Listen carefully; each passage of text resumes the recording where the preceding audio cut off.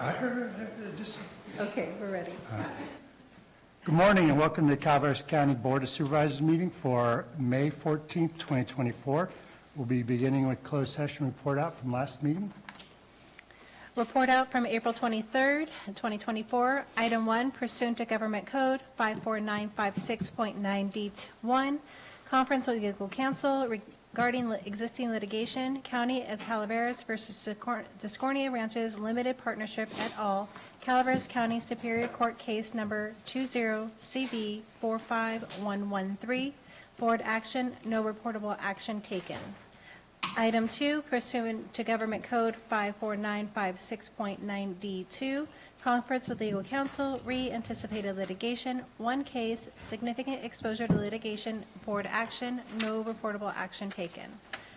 Item 3, pursuant to Government Code 54957.6, conference with county designated labor negotiators Teresa Hitchcock, Marcos Munoz, and Judy Hawkins regarding the following employee organizations: Service Employees International Union Local 1021, Sheriff's Management Unit, Calaveras County Public Safety Employees Association, Deputy Sheriff's Association, Calaveras Management Union, Calaveras Supervisors Union, unrepresented employees. Board action, no reportable action taken. Closed session for today, May 14th. Item 1, pursuant to Government Code 54956.9D2, conference with legal counsel, anticipated litigation, one case, significant exposure to litigation. Item 2, pursuant to Government Code 54957.6, conference with county designated labor negotiators Teresa Hitchcock, Marcos Munoz, and Judy Hawkins regarding the following employee organization: Services Employee International Union Local 1021, Sheriff's Management Unit, Calaveras County Public Safety Employees Association, Deputy Sheriff's Association, Calaveras Management Union, Calaveras Supervisors Union, unrepresented employees.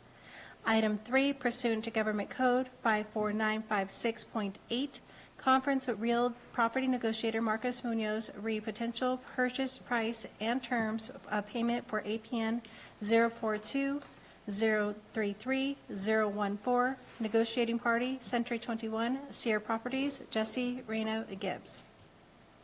Item 4, pursuant to Government Code 54956.9D2, conference with legal counsel anticipated litigation, one case, significant exposure to litigation. Thank you. Is there any public comment on today's closed session items? Is there any online? There are no requests online. Seeing none, we will recess to closed session and we will return at 9 o'clock.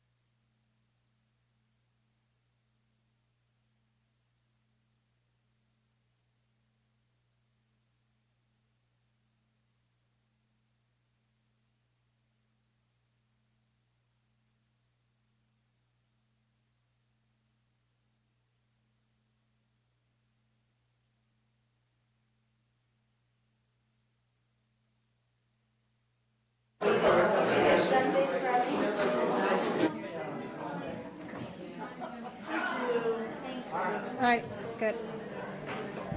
Good morning. Good morning, everybody. I'm glad to see so many new faces in the room and here with us today, and some folks who usually don't go with us. It's good to see Public Works in the room, and they're coming on in. So welcome again to the Calaveras County Board of Supervisors meeting for May 14th, 2024. If you are able, will you please rise for the Pledge of Allegiance? Supervisor Fullenberg, will you lead us this morning? Allegiance to the flag of the United States of America and to the republic for which it stands, one nation, under God, indivisible, with liberty and justice for all.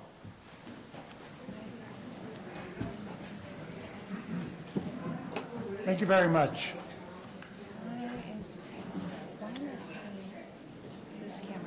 We'll move on to staff announcements. Lisa? Sorry, Marcus?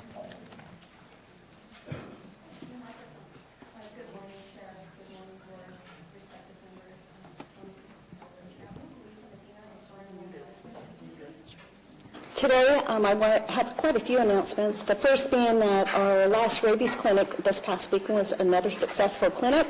We gave over 105 rabies vaccines, along with 52 microchips. So I want to thank Focus, Dr. Brooklyn Schamer, our staff volunteers for facilitating another successful clinic. The next free clinic will be held on Saturday, June 8th, here at the Government Center. And we are also gearing up for adoption events to be held monthly. We're going to try that out first to have it special events and so forth. So we're really looking forward to that.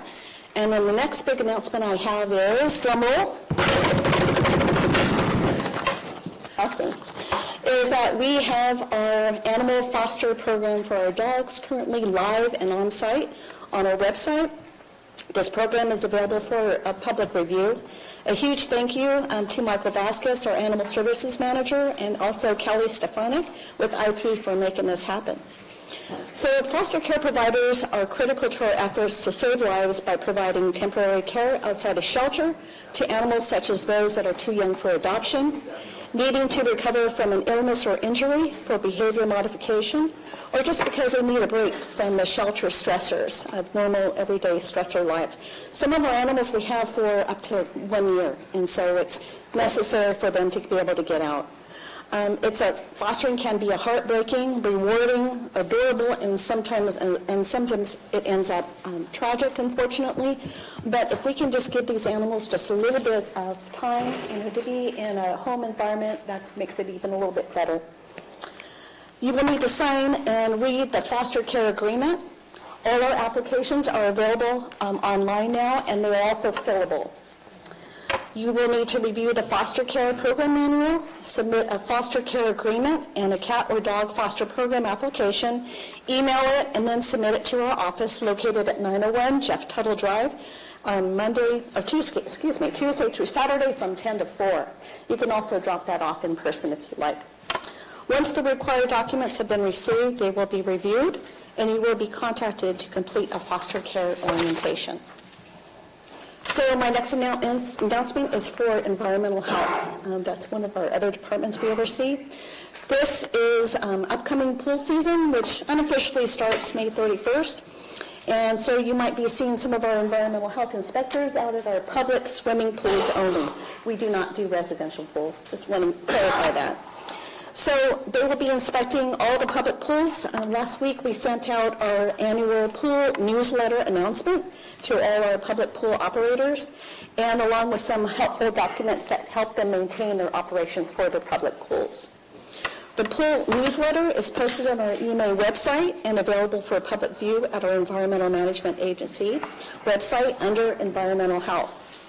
We would also like to thank Sacramento County for sharing their pool newsletter with us and making it available to Calaveras County annually. And that is all I have. Thank you very much. I think there's a few seats down here, maybe one up front and one over there. If somebody wants to move up there to the back, but let's keep the door closed in the back of the rooms. Mike, come on in. Marcus? Yes. Good morning, Chair, members of the board. I would like to introduce you to our new OES director, Eric Holt. Eric grew up here and went to school here in Calaveras County. before he left to the military, and he holds a bachelor's degree in fire administration and a master's in fire executive leadership. Upon exiting the military, he worked his way up from firefighter up to fire chief. Eric brings to Calaveras County his leadership skills, experience running an EOC, authoring budgets, developing fire prevention programs for our community, and much more. So we are happy to have him on board. Welcome. Welcome home.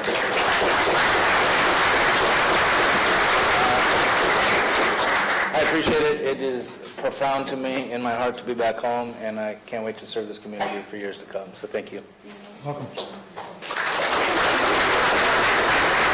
Sheriff, come on down. Chair Garamendi, how are you this morning? I'm doing outstanding. Board members, how are we all doing? I'm glad to see you picked an OES director that meets the criteria of the mustache. We know Keep that tradition going. I just am here this morning to introduce our new Lieutenant, Tim McCollister from the CHP office. So I just, there you go.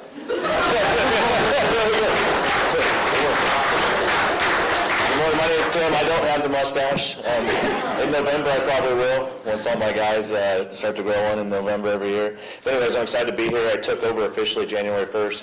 Been at the Highway Patrol for 15 years. And I'm excited to be up here and work with the team that we have. And I'm going to come back to the future meeting. I was telling the sheriff I have some stats I'd like to present to you guys. We're doing some good stuff. Last year we had a really big grant that's really affected our crash picture. And so next board meeting I'd like to come back and present that to you guys. Well, thank you, Lieutenant. Cool. And thank you Yeah. for all You guys the ever need anything, work just reach in out. the community. Welcome. Yeah, absolutely. Have a good day.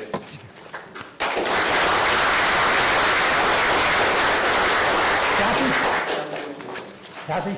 Good morning, Chair, Honorable Board, Kathy Galino, Economic Development. I just want to do a little quick announcement that on June 4th, we're going to be hosting our first outreach event for the RESSURF, which was the Economic Resiliency Fund. It's now California Jobs First. So we're going to be reaching out to our community to find out what's important for them in our industries around healthcare, forest health, energy resiliency, and sustainable tourism and recreation. So I'll leave these here. June 4th, mark your calendars. It will be at the Chamber Building, number 7 Main Street, on June 4th at 5:30 to 7:30. Thank you. Thank you, Kathy. Other staff announcements? Staff announcements online? There are no staff announcements online. Seeing none, we'll move on to recognitions and acknowledgements. Item number 5, Madam Clerk.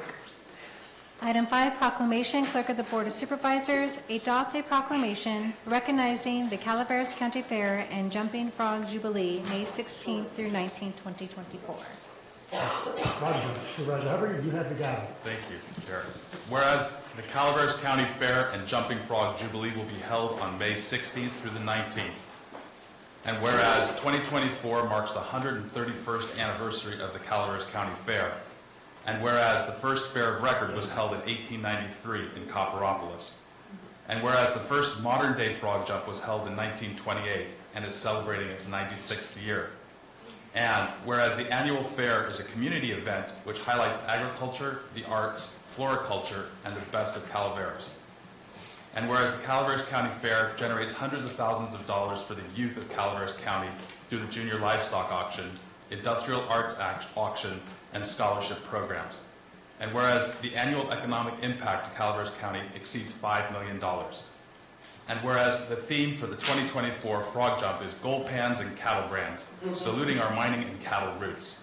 And whereas the community celebrates together as one, and strangers become neighbors, and children make memories. And therefore, I'll put it towards the public. Do we have any comments? Lori, come on. Hi, Board of Supervisors. I'm honored to be here, and we are getting ready. We're gearing up for the 131st Calaveras County Fair, or 131st birthday, or whatever, however you want to say that. And I'm so excited just for this event. And I was driving here today, and I was thinking, I love when we work together a lot, the fairgrounds and the county, but this time of year, we get to do something amazing. It's, we're usually working together, helping people, or fire camps, or animals, or whatever those things, but this time of year, we get to celebrate, and how awesome that we get to celebrate as a community, and I'm so excited. Our entries are way up. Our junior livestock auction is going to be amazing. Kind of sad that the sheriff left because we've redone the old jail. Anybody remember the old jail that's at the fairgrounds? Well, we've redone that, and then Deputy Portinga, or Sergeant Portinga, came and he even did more to it, so you could get arrested at the fair. It's completely up to them. There's wanted posters in places, so yeah, Supervisor Stopper. We might, as you know, I guess the mayor at Frogtown, I could deputize Chair Garamendi. And then this could be good. This could be good. So we are so very, very excited. I know the team will be back today to jump frogs. And really excited to be able to be saluting our historical industries, which are gold mines and cattle brands. So that's super fun. Had a lot of fun with Martin at the museum. And as I always say, I have to plug the museums are hidden treasures in Calaveras County. So if you want to learn more about where you live, come see us this week. And then go to the museums, because it's a lot of fun. So that's what I have to say. Thank you. Thank you, Lord.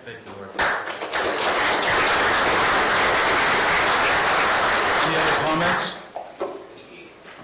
Stacy, any comments online? There are no public comments on Then I'll that. bring it back to the board. Thank you, Lori, for your dedication and so many years of service for the county, and just, your hard work and your heart that goes into all the work, along with the staff and everyone else out there, and everyone else that donates. So with that, I'd like to make a motion. A second? All in favor? Aye.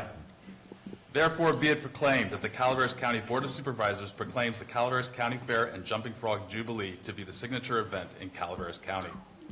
Is passed and adopted by the Board of Supervisors of the County of Calaveras, State of California, this 14th day of May, 2024.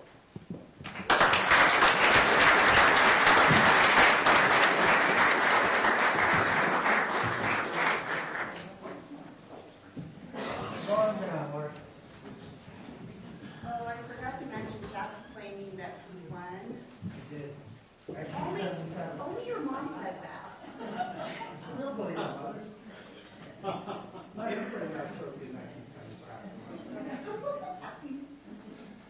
participation.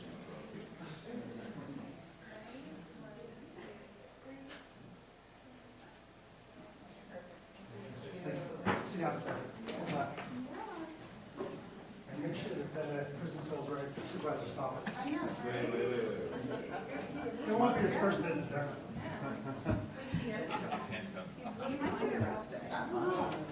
This is a goodbye then, right? I'm sure my wife will make a donation towards the taser.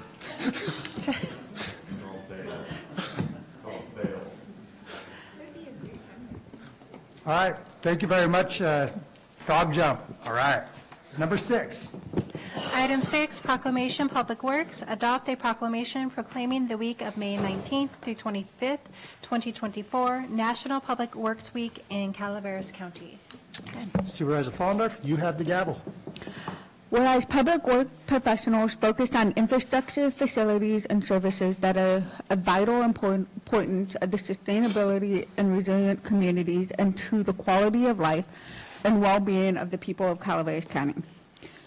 And whereas these infrastructures, facilities, and services could not be provided without the dedication efforts of public works, including road maintenance workers, mechanics, inspectors, delivery staff, administrative staff, and employees at all levels of government. These dedicated employees are responsible for maintaining, rebuilding, improving, and protecting our county transportation infrastructure essential for our citizens. And whereas in the past year, the Calaveras County Department of Public Works has delivered many projects, including safety improvement, roadway surfacing and preservation, striping, signage, new bridges, disaster recovery from winter storms, snow removal, and lighting district maintenance. And whereas stewards of the public interest, the Department of Public Works strives to build and maintain a safe and efficient public infrastructure while protecting the natural resources in partnership with our community. Whereas it is in the public interest for citizens, civic leaders, and children in Calaveras County to gain knowledge of and to maintain an ongoing interest and understanding of the importance of public works and public works programs in their respective communities. Whereas the year 2024 marks the 64th Annual National Public Works Week sponsored by the American Public Works Association. And with that, I will open it to the public, and I believe, Robert, you want to speak? Good morning. Public Works Director. The Public Works team is a very lean team, but very strong. They're kind of like special forces. Every member of that team has an important part from just every member. Very visible for us that work within the Public Works Department, how each person is important to the whole effort. The public really doesn't see everything that goes into what we all do together. What they see perhaps is the pothole that takes some time to get fixed, so forth and so on. But just to get that work done, it requires people at the front taking the calls. It requires our financial people making sure we have the funds. It requires our road workers to go out there and do the work, our mechanics to make sure that the equipment is operational. Every member within this department has their hands in repairing the road, even though the public doesn't see it. So this is an opportunity for everyone to see what goes on behind the scenes with the whole team. It's, for me, just something that I've grown up here, I've spent many years here, and I've always seen the team effort. That doesn't change. All of the team is very dedicated to the county residents, and this is an opportunity to recognize them for their dedication. Thank you very much.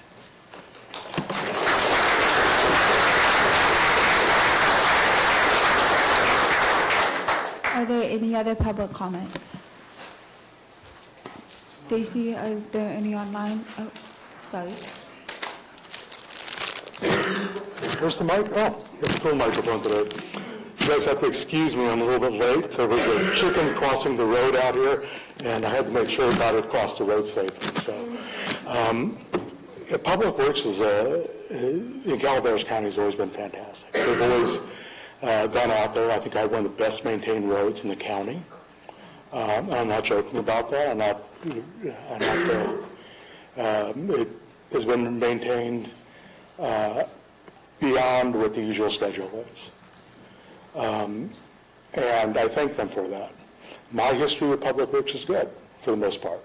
I mean, recently there have been some issues, of course. We all know about those. But, when I was a younger person, and I started doing this little thing where I'd go get a cooler, fill it with ice and sodas. Back then it was sodas, now it's water. And I leave it at the side of the road for them. They wouldn't know who left it there.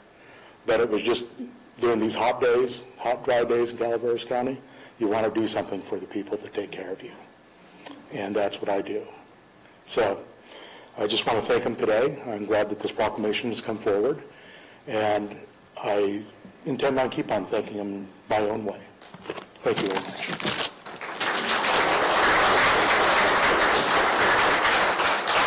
Are there any other public comments? Okay, seeing none, bring it back to the board. Aye. You got a motion? Is there a second? I'll second. Second. All those in favor? Aye. Thank you, everyone in Public Works. I know that you guys spend a lot of, snow removal and all that, and the hot summer days are coming up, and you're going to be doing a lot of work, so we really appreciate your work and efforts in maintaining the roads for the public. So for those of you that are Public Works, would you like to come up here so we can take a photo? I don't know how many people are in the room. Oh, yeah, sorry. That too. Okay, so we got passed. Therefore, be it resolved that the Calaveras County Board of Supervisors does hereby designate the week of May 19th through the 25th as National Public Works Week and pay tribute to our Public Works employees. Thank you.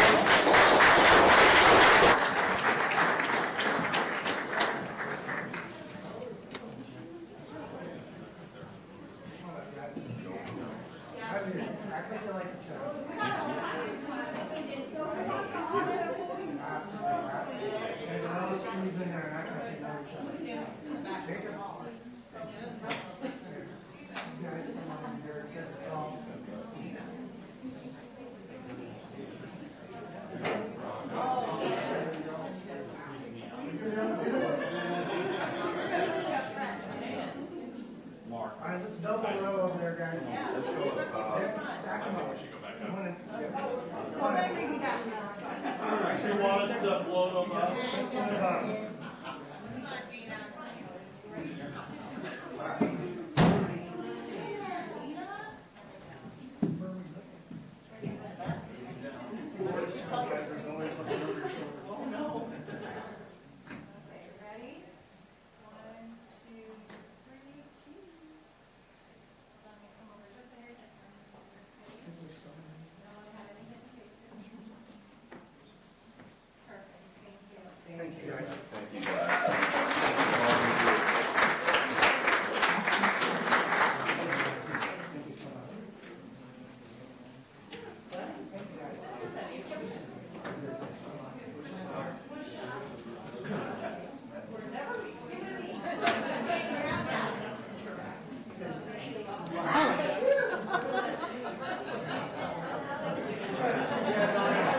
That's funny.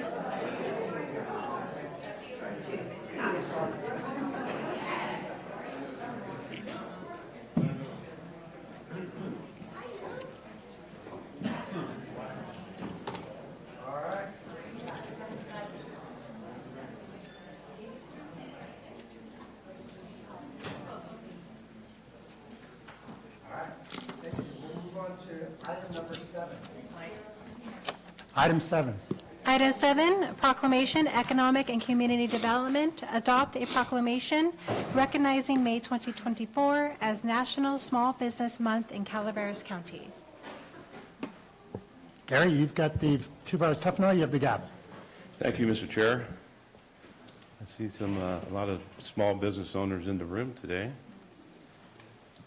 I've been elected to read this proclamation. Whereas since 1963, wow, that was before I was born, the President of the United States of America has proclaimed the month of May as National Small Business Month to celebrate small businesses for growing the economy, creating jobs, and fostering innovations. And whereas small businesses work hard every day to create 21st century jobs, drive innovation, increase America's global competitiveness, and significantly contribute to our quality of life and prosperity. And whereas more than 32 million small businesses employ half of America's workforce and represent the heart and soul of countless communities. And whereas, as part of the National Small Business Month, Calaveras County would like to take the opportunity to recognize local small businesses and outstanding entrepreneurs as the backbone of Calaveras County's economy. And whereas Calaveras County wishes to continue supporting small businesses from local mom and pop shops to innovative startups as pillars of our communities and the engine of our local economy. And with that, do we have anybody that would like to talk or speak, come up to the podium and have... Kathy, come on up.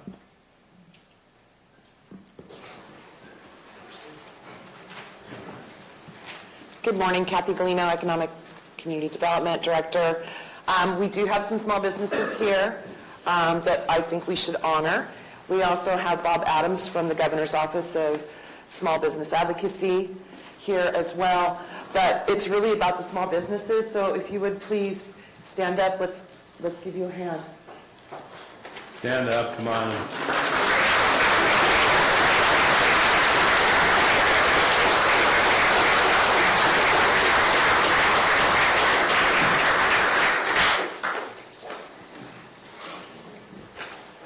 Anyone else? Maybe I'll speak on every item. Closed session, what do you call that, consent agenda too. No, we won't do that today. I've had some small businesses. Problem is, they never stayed small. Right now in Calaveras County, I think it's very, very important that we support our small businesses as larger businesses have come in to our neighboring counties and have taken customers away. It's very important that we look, and even if the price is a little more, consider the service. Consider the service. So with that, I'd like to thank the small businesses, and I do use them. I do use the small businesses in Calaveras County. I visit them, and I try to give you as much business as possible. So I thank you for everything you do for the community.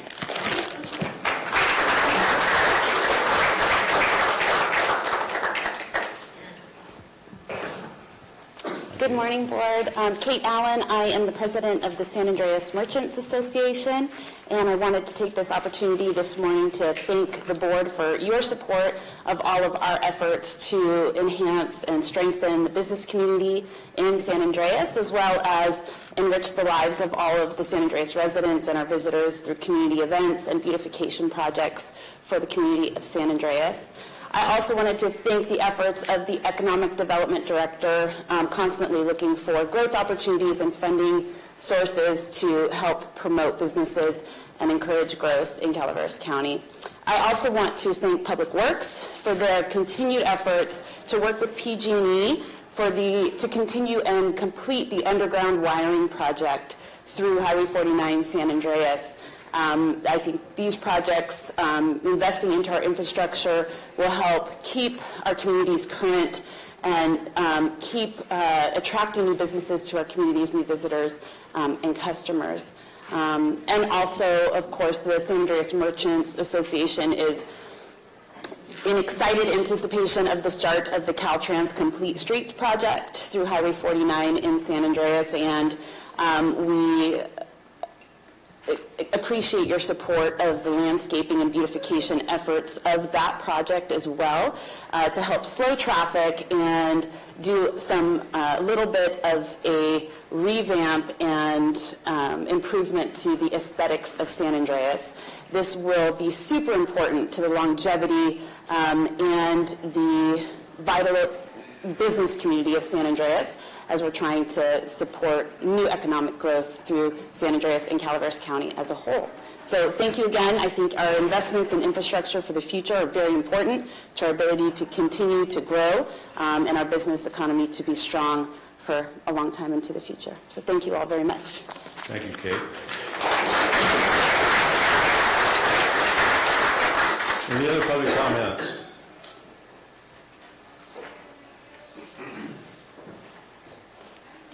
So good morning. My name is Bob Adams. I'm with the California Office of the Small Business Advocate, and I wanted to. I don't have any prepared remarks, but what I do want to say is I want to thank Kathy very much for reaching out and helping to get our relationship put together. And my main focus that I'm really working on right now with our office and with your county is to make sure that small businesses in Calaveras County, Amador County, Tuolumne County all have the resources necessary to start, manage, scale, and grow. Our job is to bring the resources for the folks in this room to be able to provide the funding necessary and access to capital. And working with Kathy has been a pleasure. And I've even set up office hours in each of the communities once a month, so I'm up here in person, being able to make an impact for small businesses in the community. Small business is what make communities thrive. And I don't have to tell you all this, you know that. And I just wanted to say thank you very much for the time. Our office is committed to assisting in however we can and bringing to bear those resources so that those small businesses that are in these communities start, manage, scale, and grow and thrive. That's what we're here for. So thank you for your time. And thank you to Kathy, too, very much. Kathy, I appreciate your partnership. She's right behind you. She's right behind you. Where's she? Oh, there's you. Thank you very much. She was over here earlier. Taking the time to come up to Calaveras. Maybe you can make it to our CSCDP meeting on Thursday remotely. My apologies. But thank you for making the time to come to Calaveras. You bet. And as I said, I'm making myself available once a month in each of the counties, especially the Eastern Sierra. It's real important to me. I grew up in the Lodi area and out of Lockford. I spent a lot of time in the area. I fish up here all the time. That's the story I keep telling. I go, I got to keep coming up and fishing so I can help you guys out. But I just really appreciate all the effort that you guys do in the county and all the small businesses do in the community. So thank you.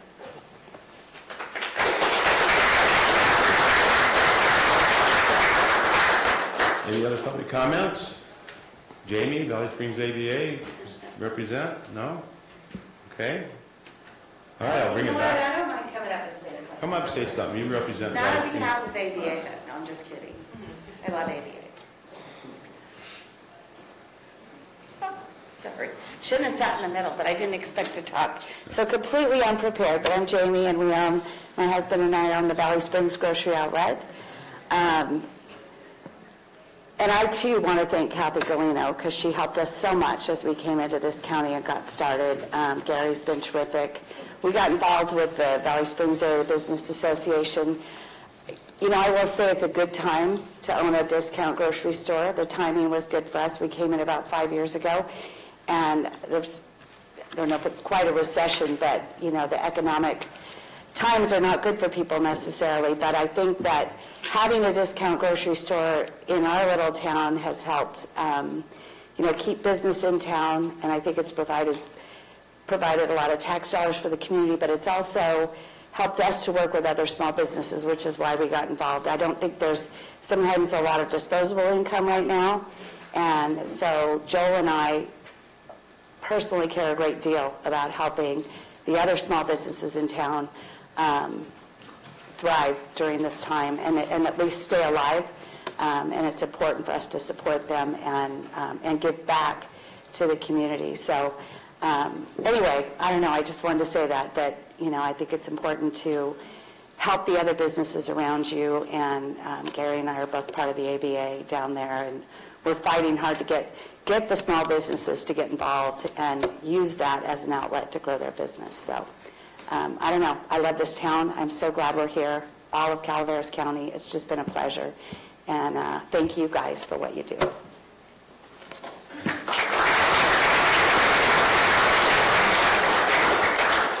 Anyone else? See none. Is there anybody online? There are no online public comments. All right, so I will bring it back to the board. I'm open for a motion. So moved. Have a motion? Second? Second. We have a second by Supervisor Huberty. I want to thank everybody that's in business here in Calaveras County, a small business. At times get tough, and you know, it's sometimes it's a very difficult struggle. I owned my own business for 30-something years, and it's always the ups and downs that you have to deal with. But if you stay in business for a long time, you learn how to deal with that. And so just keep going. I think all of you are truly appreciated for all that you do in Calaveras County and the services you provide. So with that, I'll call for a vote. All in favor? Aye. Opposed? Passes 5-0. Therefore, be it resolved that the Calaveras County Board of Supervisors recognizes May 2024 as National Small Business Month as a way to celebrate the contributions of small businesses to our local economy, as well as their support of our communities. It is passed and adopted by the Board of Supervisors of the County of Calaveras, State of California, this 14th day of May 2024. And can we get the business owners up here that are here and we get a picture?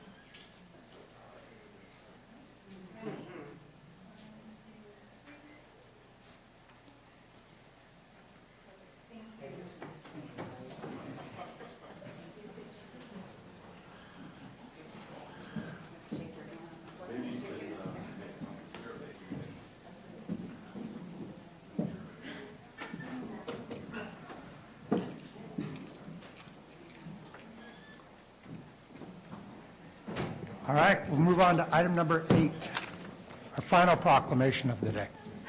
Item 8, Proclamation Behavioral Health. Adopt a proclamation recognizing May 2024 as Mental Health Awareness Month in Calaveras County. Okay, Supervisor Stopper, you have the gavel. Thank you, sir. So this proclamation declaring May 2024 as Mental Health Awareness Month. Whereas creating a safe and healthy community in which all individuals feel comfortable reaching out for the support they deserve is crucial to ending the stigma around mental health. And whereas mental health challenges are some of the most common health conditions in California, affecting 1 out of 6 adults and impacting both the persons experiencing mental health challenges and those persons who care for and love the person facing the challenge. And whereas our mental health deserves the same attention as our physical health, but is far too often overlooked or ignored. This May, during Mental Health Awareness Month, there is renewed focus on the actions we can take to support our own mental health and the mental health of people we care about. And whereas the Calaveras County Health and Human Services Agency Behavioral Health Program is dedicated to enhancing ongoing supports by providing tools and resources to raise awareness and to help break the stigma on mental illness. Public comment. Please.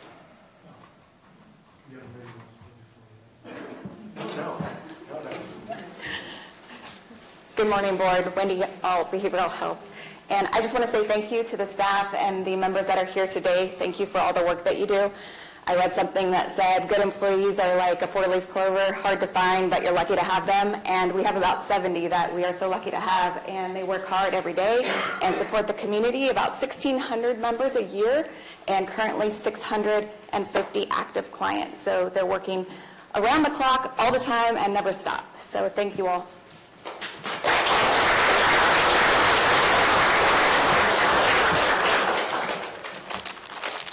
First, let me thank Wendy Alt for the fine work that she's doing with the department, and I think that we all appreciate her.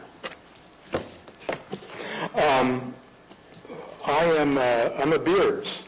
My grandmother is Emily Beers, and at the dinner table when she was alive, and my father, who is alive, would often tell me stories of a person by the name of Clifford Beers, who was before my time. He had passed away. Clifford was the founder of Mental Health America, or was called Mental Health America at the time. It was the Mental Hygiene Association of the United States or something along those lines. And I have some of his items from his life. He, through that family, the Beers family, mental illness was rife. And so for generations, we have dealt with people that have mental illness, and not only in the family, but outside the family as well. And I can say that even now I deal with people with mental health issues, but and have most of my life. Luckily I'm only slightly insane. Anyway, I think, again, Wendy.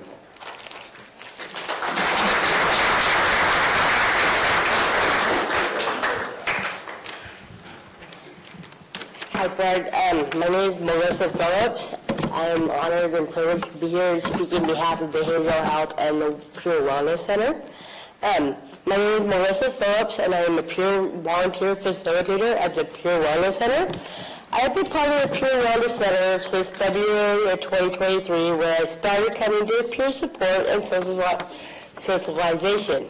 Within a few months of attending groups, I was asked to facilitate an anxiety support group, seeing I had such a passion for the topic and that it would help our peers and center, so I said yes. Since July of 2023, I have been the peer facilitator for the anxiety support group. I believe it has helped the peers and myself a great deal. In many ways, we help each other, offering sharing experiences with trauma and offering support. The Pure Wellness Center has helped me become a stronger person, stronger than I ever thought I was capable of being.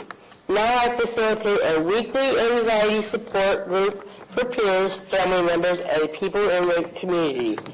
The center is a supportive family. The center is a supportive family I love and get love in return. We all need support and love to be able to recover from what life throws at us. That is why I am grateful for the mental health resources and the Pure Wellness Center. Thank you and have a good day.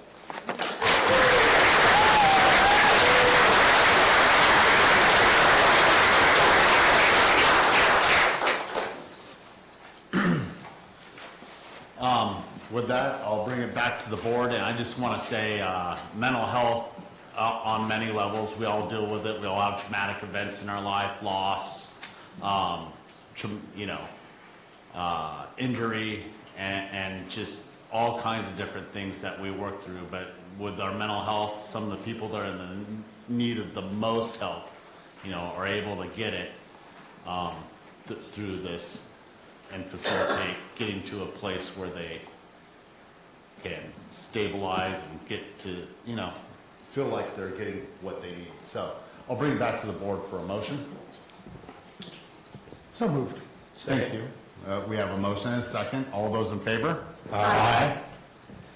Now therefore be it resolved, or be it proclaimed, that the County of Calaveras Board of Supervisors proclaims the month of May 2024 as Mental Health Awareness Month in the County of Calaveras, and commits to increasing awareness and understanding of mental illnesses, reducing stigma and discrimination, and promoting appropriate and accessible services for all people with mental illnesses. Thank you.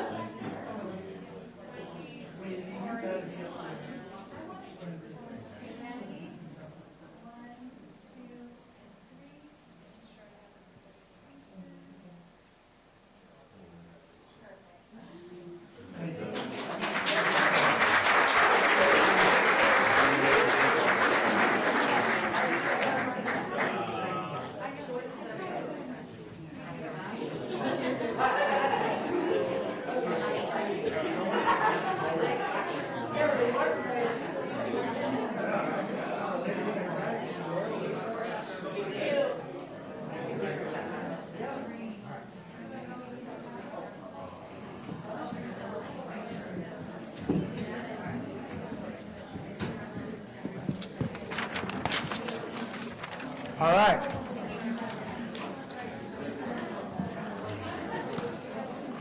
No, maybe not. Unless you want to. Yes.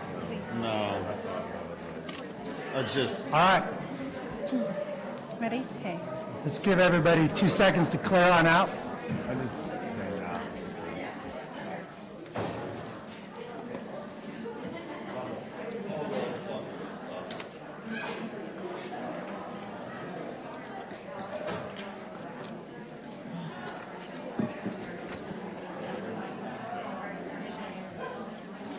All right, thank you very much. If I could have order in the room again. Lisa?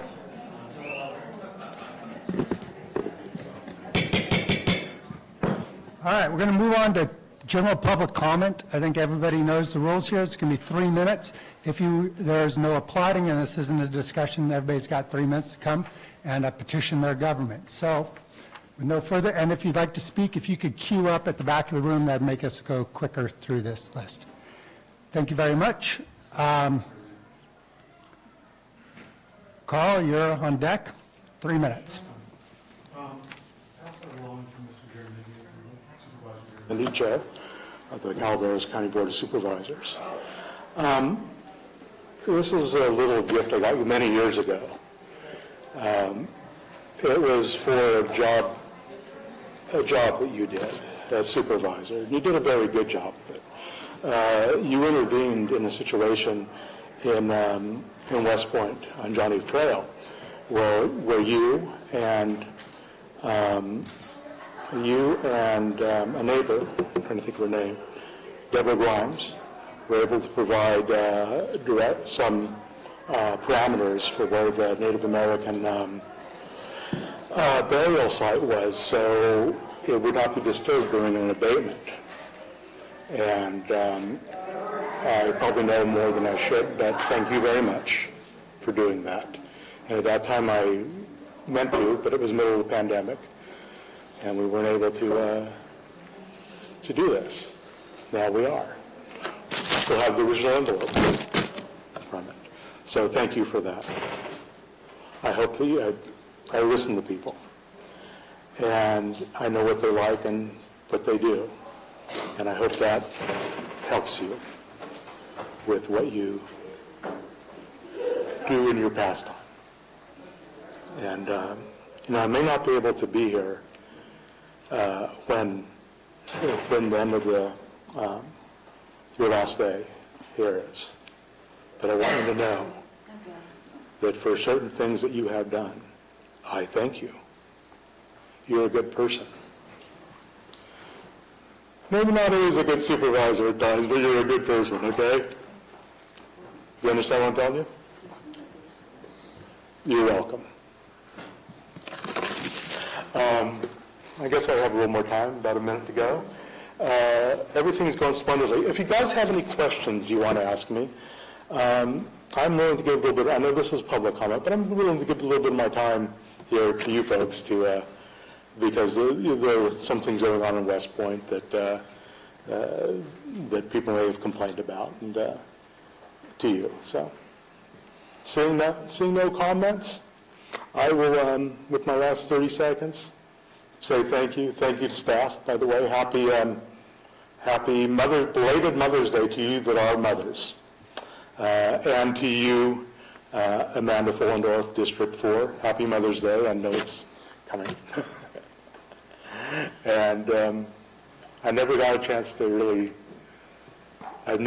speak to you, but you seem like a nice guy, Mr. Martin Hupperty, Supervisor Martin Hupperty. Yeah, I've known you a long time, and I like that.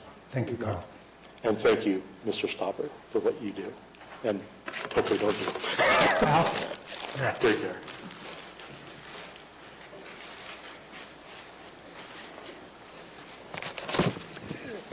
Good morning. I'm Hal Segala, Calaveras County Taxpayers Association, and I'd like to comment on a strategic plan. I had the opportunity to go to the strategic plan meeting, which was moderated or facilitated, and it was mentioned at that time that there's two parts to the operation of government, or perhaps any other organization. One is procedures, and the other one is purpose. Well, at the meeting, procedures were covered very well. We discovered that the Board of Supervisors work really well with each other and also in communication with the public. And this is really commendable. But there was no discussion of purpose. I'd like to suggest a way to approach that for a better tomorrow. In the Constitution, that's the U.S. Constitution, in the Fifth Amendment and 14th Amendment, there's a repeated phrase that not only defines human rights, but also defines purpose of government. And the three words that are repeated there are life, liberty, and property. Again, life, liberty, and property. If you notice and you think about it, all small business and big business depends on government protecting those rights. So it doesn't make sense that the purpose of government is the protection of life, liberty, and property. Now let's apply this, if we might. The former planning director wasn't quite sure that this approach is best, but when you make changes in the law that affect property rights, you cannot take property from people without their agreement. Also, a majority of people cannot take property or otherwise abuse people's rights either. If you remember, Adolf Hitler and the National Socialist Party was elected by a majority of people. So it's your security is not a majority. Your security is understanding the basic purpose of government. And I suggest the basic purpose of government is life, liberty, and property. And that clause could be added to every, I'm out of time. Out of time. Thank you. Thank you. Russ? Good morning. My name is Russ Lenhart. I'm a licensed land surveyor in the state of California. Last time I was here, I was trying to make a distinction between a civil engineer and a surveyor. And in order to abbreviate that, I'll just state that engineers were removed and disallowed to practice land surveying in 1982. And there was a reason for that, and I could go into that. But again, for the purpose of abbreviation, another important thing to know is that the county surveyor position in the state of California was an elected position. There was never an elected county engineer's position. And the reason that distinction exists is for the law.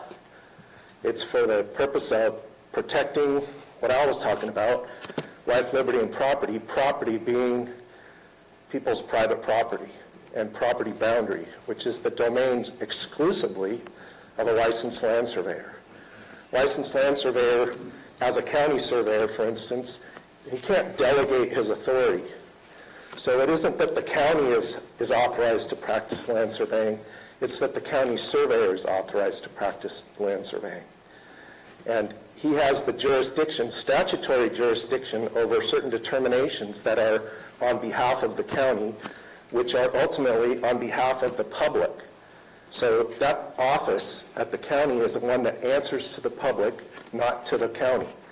So he's not in that position, or she is not in that position to uphold some kind of a defense against the public on behalf of the county. It's exactly the opposite. That position is for the advocacy of private property owners and citizens against those precepts that are imposed by people who have no authority. So protection of private property boundary it's critical to relationships in the people, in the citizenry, in the public, the relationships between neighbors. Boundary is, as we know, one of the most important factors when it comes to getting along with one another. So one of the things that the county surveyor's position does is protect what we call the public record. The public record contains, death certificates, marriage licenses, all those different things. When that gets protected by the county recorder's office, which is an elected position, and then all the land records were intended to be protected by the scrutiny of the land surveyor, the county surveyor, so that land records, as they entered into the public record, were assured to be non-fraudulent.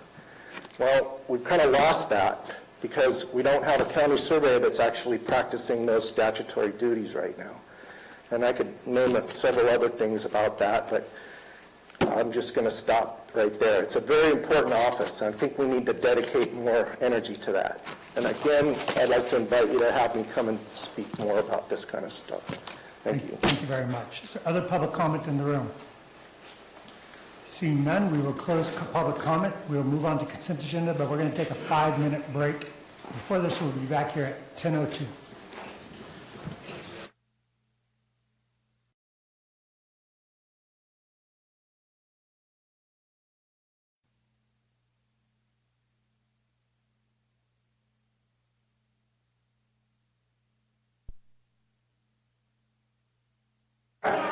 Consent agenda.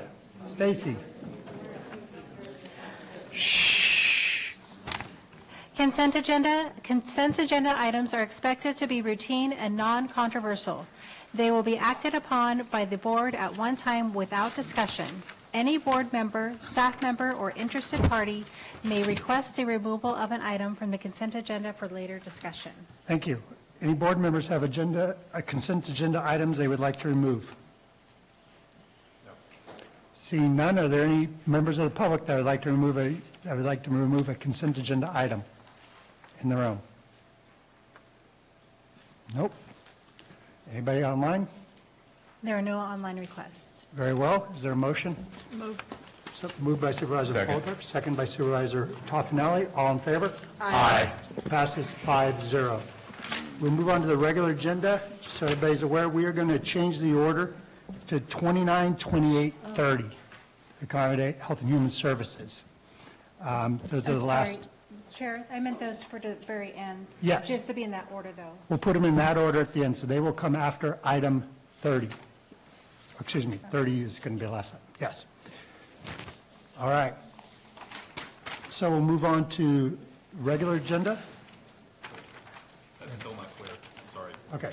They come after 27. Yeah. Right, So it's right. 27, 29, 28, and then 30. We're swapping 28 and Is that 29. correct? Yes, towards the end, yeah. All right. Pretty much. All right. Yes. All right, item number 24. Thank you.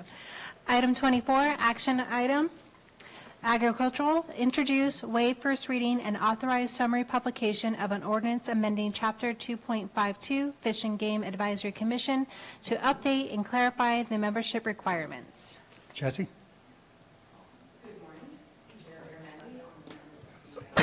Just fellow agricultural commissioner and director of weights and measures, and also the liaison for the Fish and Game Commission.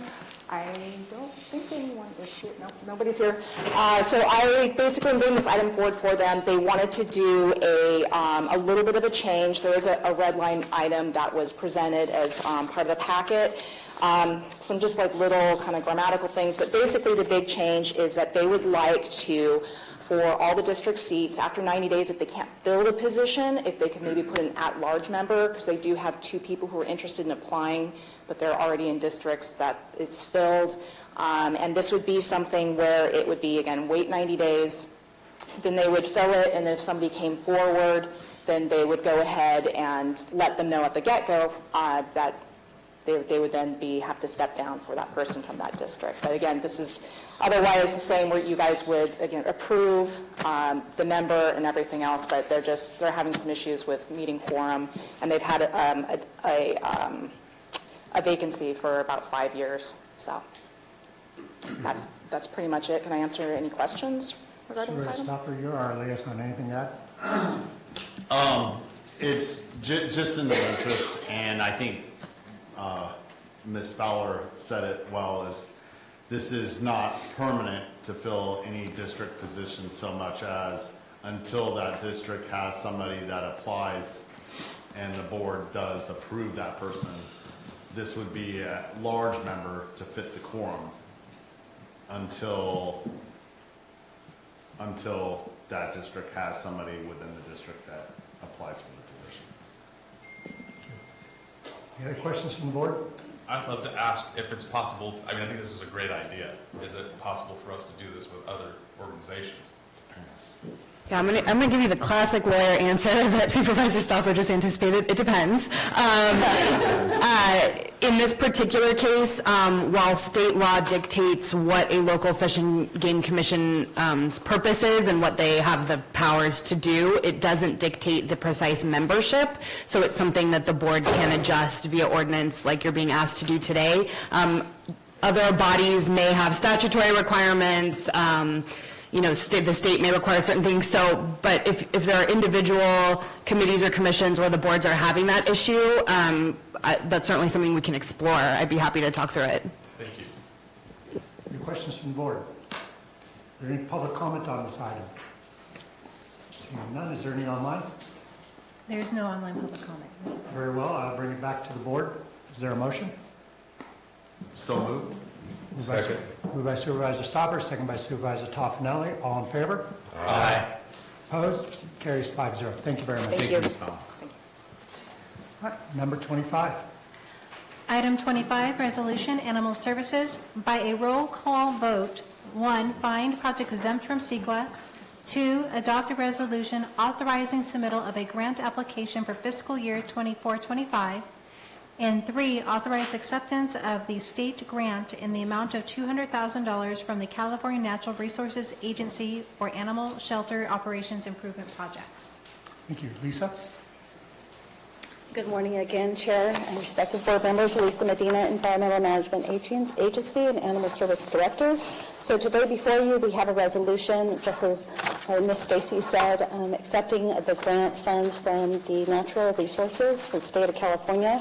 This grant was secured by Senator Alvarado Gil back in February, so we're very grateful for that. This grant will improve and enhance shelter operations. What we're looking to do is do some security items along the shelter perimeters, also looking at a vehicle. Before I state this, we've had an update. The grant agreement came over late, in the late part of this submittal, so that will be presented again before you on the 28th for the final grant execution agreement signing, and we're going to be asking permission for the CEO to sign that grant. So some of the other things that we're looking at include the purchase of livestock paddocks. As everybody knows, sometimes we never know what we're going to get. Currently we have several pigs, but in the past we have received emus, horses, llamas, all kinds of different livestock, goats. So we're looking to secure those livestock animals in a better place. We're also looking at, of course, an animal service vehicle. We are in desperate need of a vehicle, and some of those enhancements include the animal cage, the installation of a laptop, and along with all the different equipment associated with that. These vehicles are very expensive, and so that is one of the primary courses that we have for that grant, is the purchase of the vehicle. We're also looking at some radios and communication for our sheltering volunteers to better assist with communications as well. So that is what we have before you today, and I will see you back in a couple weeks as well. Do you have any questions? Are there any questions? I'd just like to take the opportunity to thank Alex, who's sitting in the back of the room, to whom this grant would not have been possible if you hadn't put your voice forward, so thank you. Yes, thank you, Alex. So as I understand this is we're going to see this again on the 28th. Yes, sir. For final approval. So if there are no other questions from the board, is there any public comment on this item? Seeing none in the room, is there any online? Can I make a public comment? Sorry. Certainly. Sir, you have 3 minutes. It won't take that long. I just want to go on record as saying I kind of find it humorous that you guys have to get an approval to accept this money that was given to you last October before the check bounced. So you accepted the donation in October of 2023, and now it's May of 2024, and we're just now saying it's okay to take the money. That just seems to me ludicrous. Thank you. Is there other public comment in the room? Seeing none, I'll bring it back to the board. Is there a motion? Further discussion? Moved by Supervisor Hubbard. Is there a second? Second by Supervisor Fallendorf. All in favor? I'm sorry. Aye. Opposed? Chair, we do need to do a roll call vote for this item. Thank you very much. Yes. We'll do a roll call vote. Madam Clerk? In order? Yes? Yeah, go ahead. Okay, thank you. District 1? Aye. Excuse me. Aye. District 2? Aye. District 3? Aye. District 4? Aye. District 5? Aye. Thank you. Carries 5-0.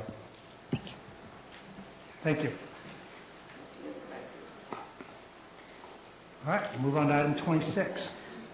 Item 26, informational item, Administrative Office, receive an update from the Administrative Department regarding the design and construction document options for the new animal shelter. Marcos? Good morning, Chair, members of the board.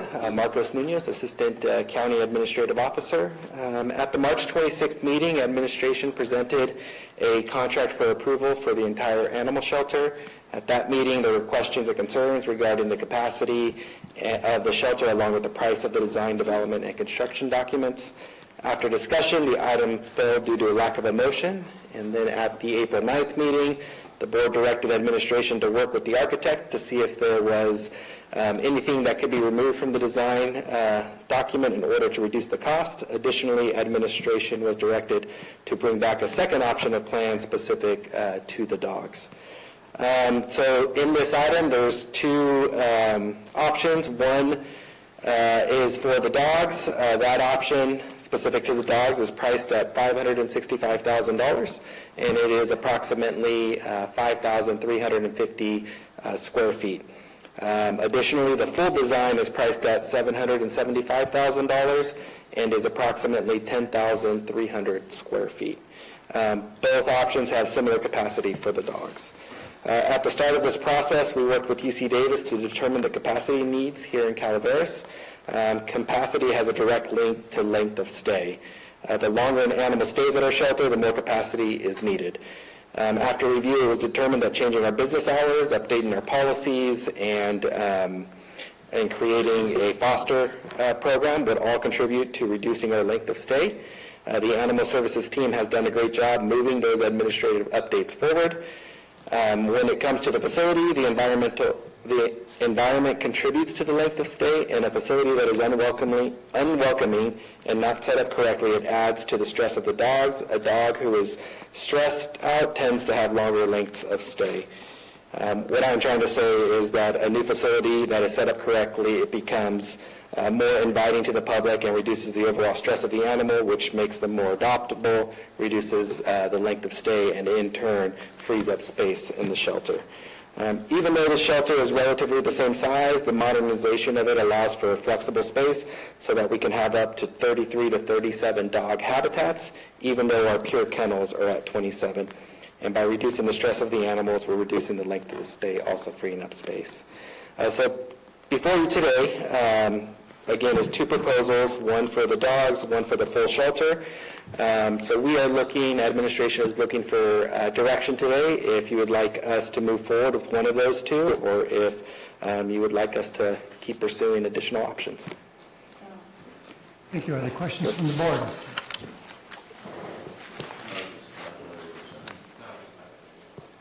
All right. Seeing there's no questions from the board on this information-only item, are there public comment on this? You have 3 minutes. If you'd like to speak, if you could queue up, that would be appreciated. Makes us move quicker. Good morning. We all recognize that particularly the dog facility is a disaster, and we're at a critical juncture as far as building a new shelter. And I've heard a lot about this is a funding issue. We don't have the funds to do this. And I personally am of the opinion that our funding issue is actually a consequence of lack of planning and lack of priorities. Because through all the years, actually the decades that we have been getting negative grand jury reports and had complaints about the shelters and difficulty with the shelters, successive boards have been able to build a new jail, build a new courthouse. You're currently working on the Wagon Trail project, and you have just put up a lot of money for the new DA's office. So what this tells me is We have funds, we have time and energy and can find funds. It's not a priority to do that for the animal shelter. So I would urge you to approve this motion, and I would also urge you to, in the upcoming budget process, make the new shelter your first priority and find the funds to do this. And Gimme Shelter, our group, and notice it's construction orange, we picked that color on purpose. We want to help you and are willing to help you and have already started fundraising, but we need you to meet your responsibilities towards providing an adequate shelter, and we need you to provide leadership, and then we can help too. So, thank you. Thank you. Is there other public comment in the room? Come on now. My name is Alex Sagewalker, and I was at the meeting with Marcos Munoz and Teresa Hitchcock, and they really informed us about what was going on, and I just strongly urge you to please pass this. Also, I just wanted to thank you, Martin, because you've been helping, and Martin and I have had several emails and phone calls trying to get through to different politicians to get money, which we're still working on, but we keep they keep brushing us off, but we're unrelenting. So I just want to urge you, please, please pass this, and let's get this new shelter built. And this will be the board that will go down in history that you built this beautiful new shelter, and it'll be such an improvement to the entire community. People will start coming and adopting animals, and it's just positive all the way. And to stay in the conundrum that we're in now, especially with the dogs, that's where my heart is the terrible conditions the dogs are in. It's just will elevate everybody's spirits, especially the volunteers, dog walkers. So thank you. Thank you.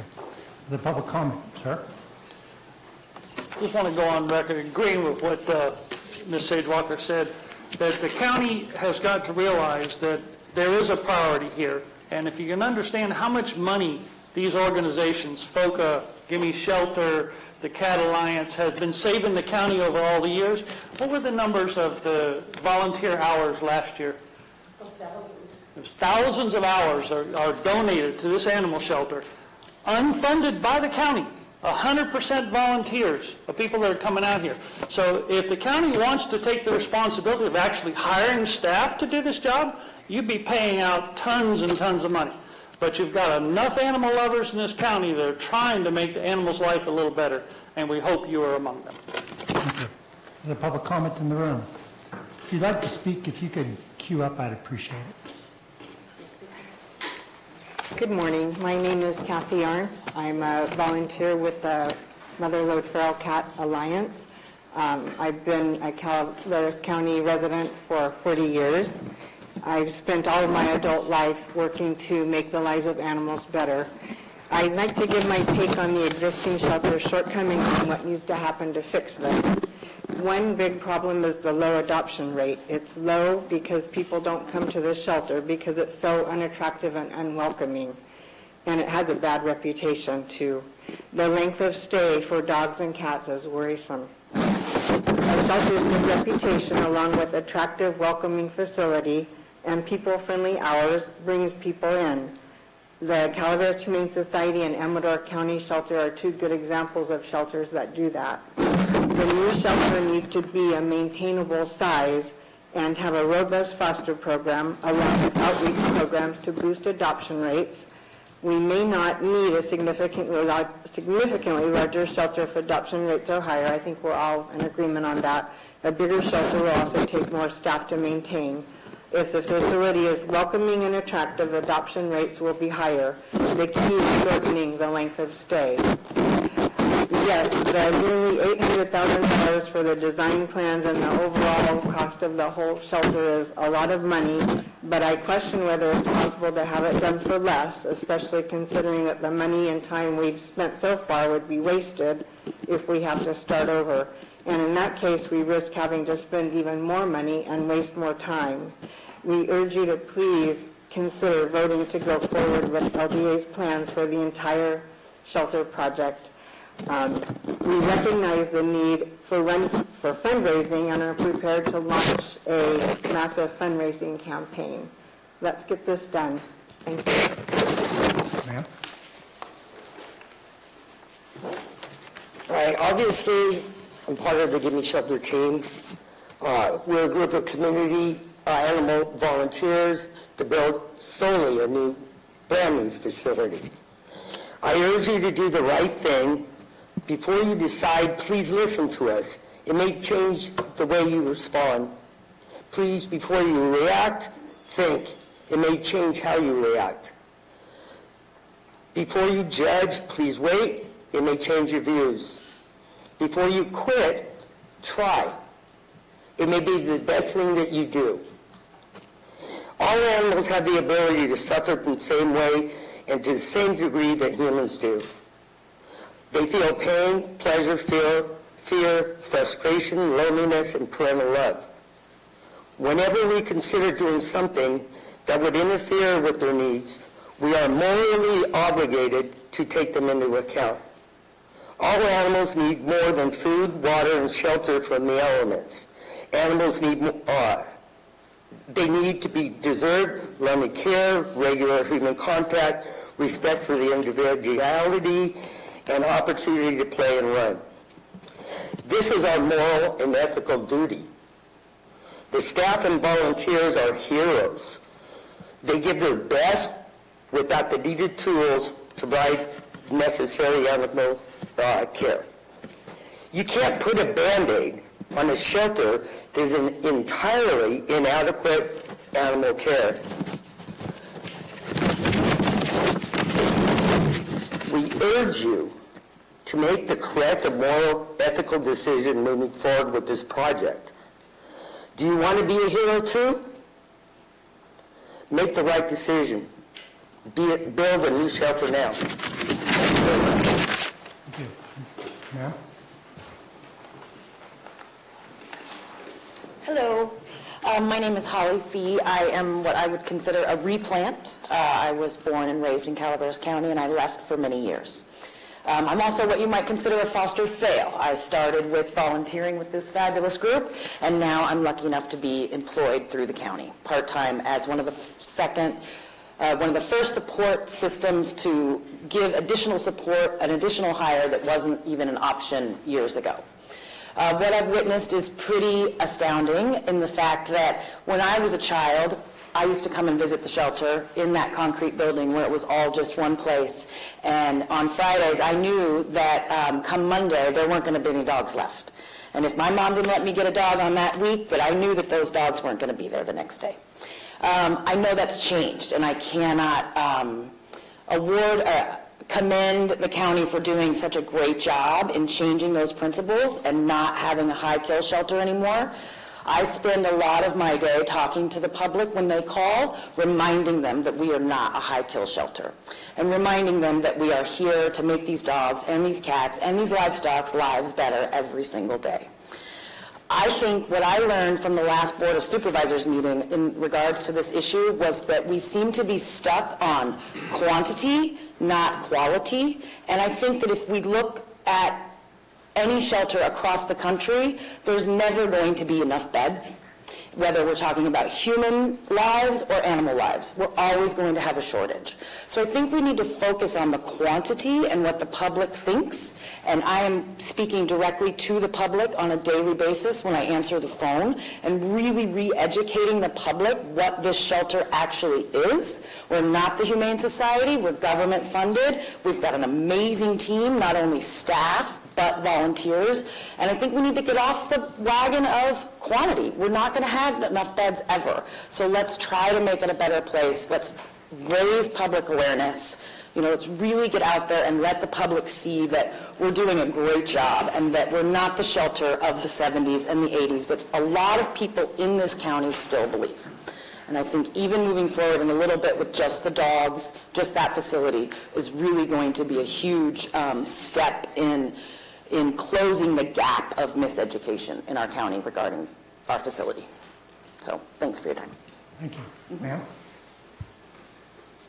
Hello, my name is Margarita Wickman. I live in Angels Camp, and even though my husband and I, we have owned a house here for 20 plus years, we just moved to this area 2-3 years ago.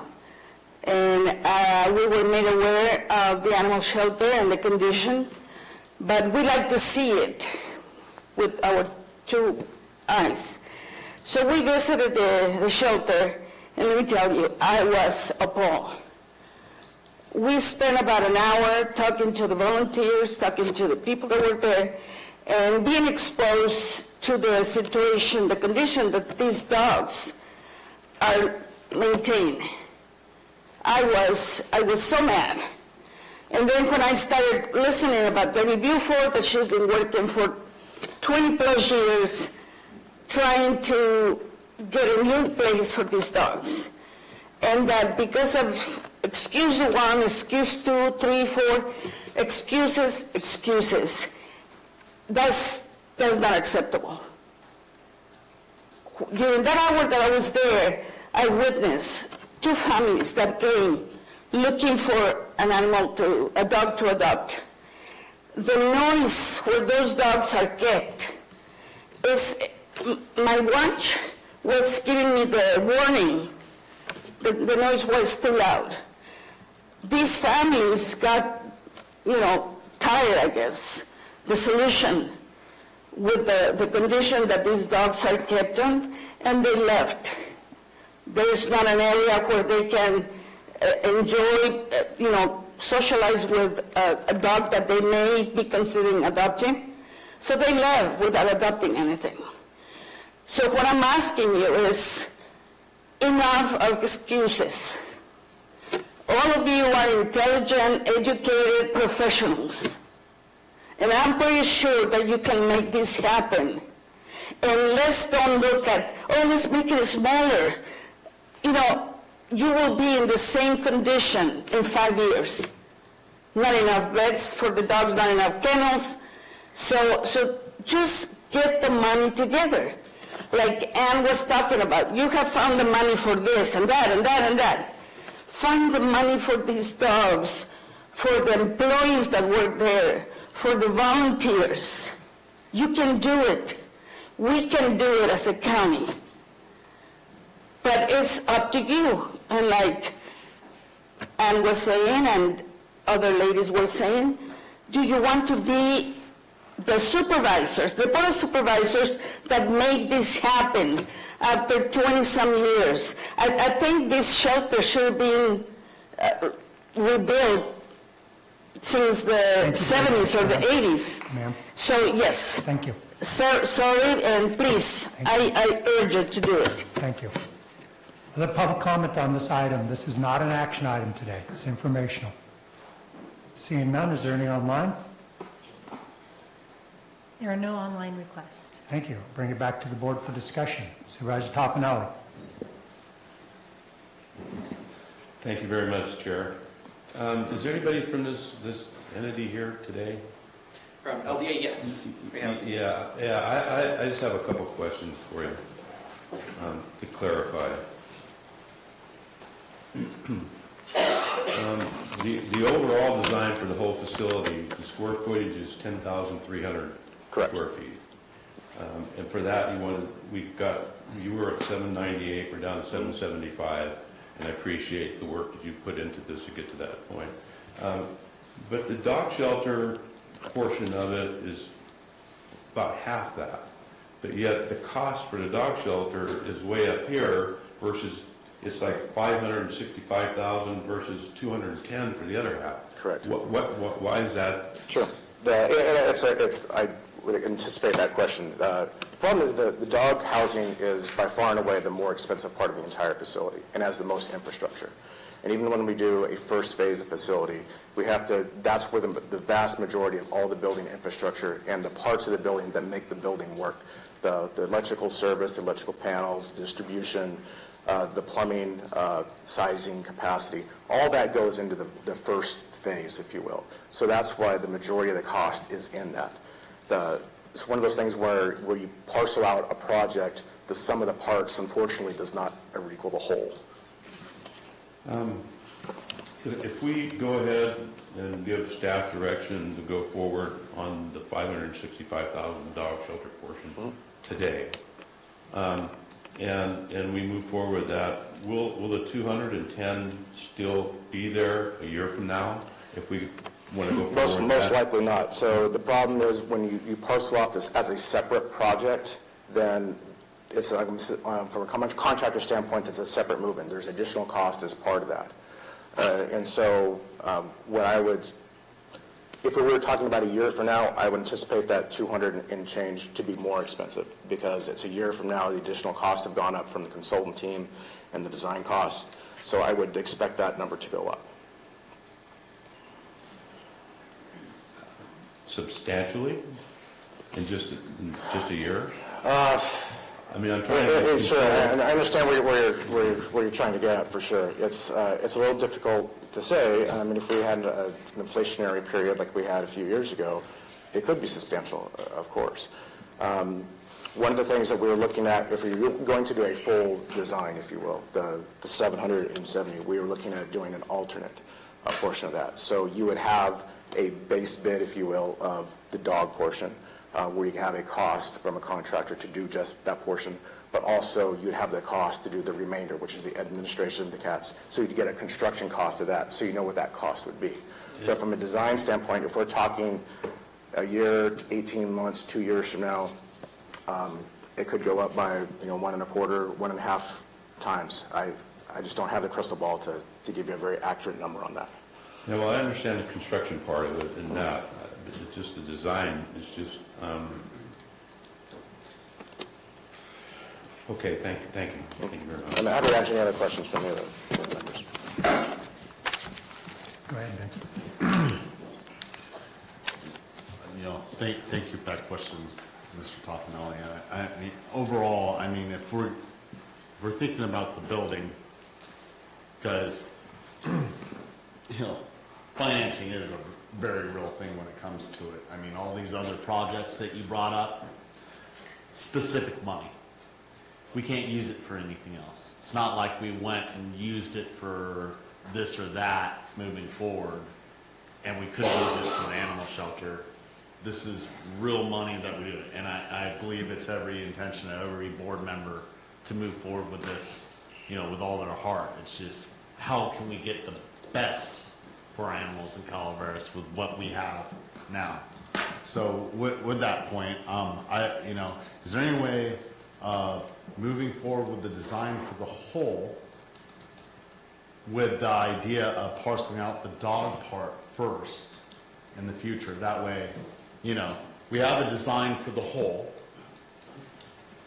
and then we can move forward on the parts going forward as we can, and getting them done sooner, because the point is, like, it's needed to be done for 20 years, and we all know that, and we take on the responsibility coming on these board members now, right, and of what past boards didn't take care of.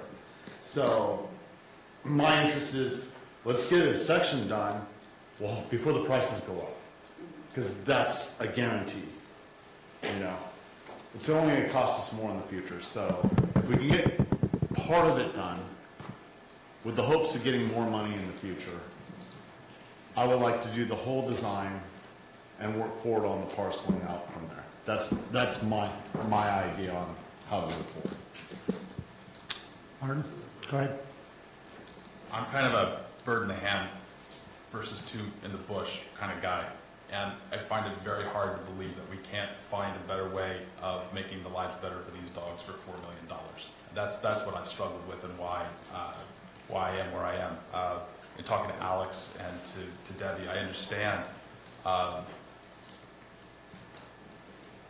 understand how everybody feels about this, but I guess I go back to filming and a script, and you get a script and everybody's super happy and thrilled, and then you get the budget for it and it's $180 million. Well, you've got $28 million to spend.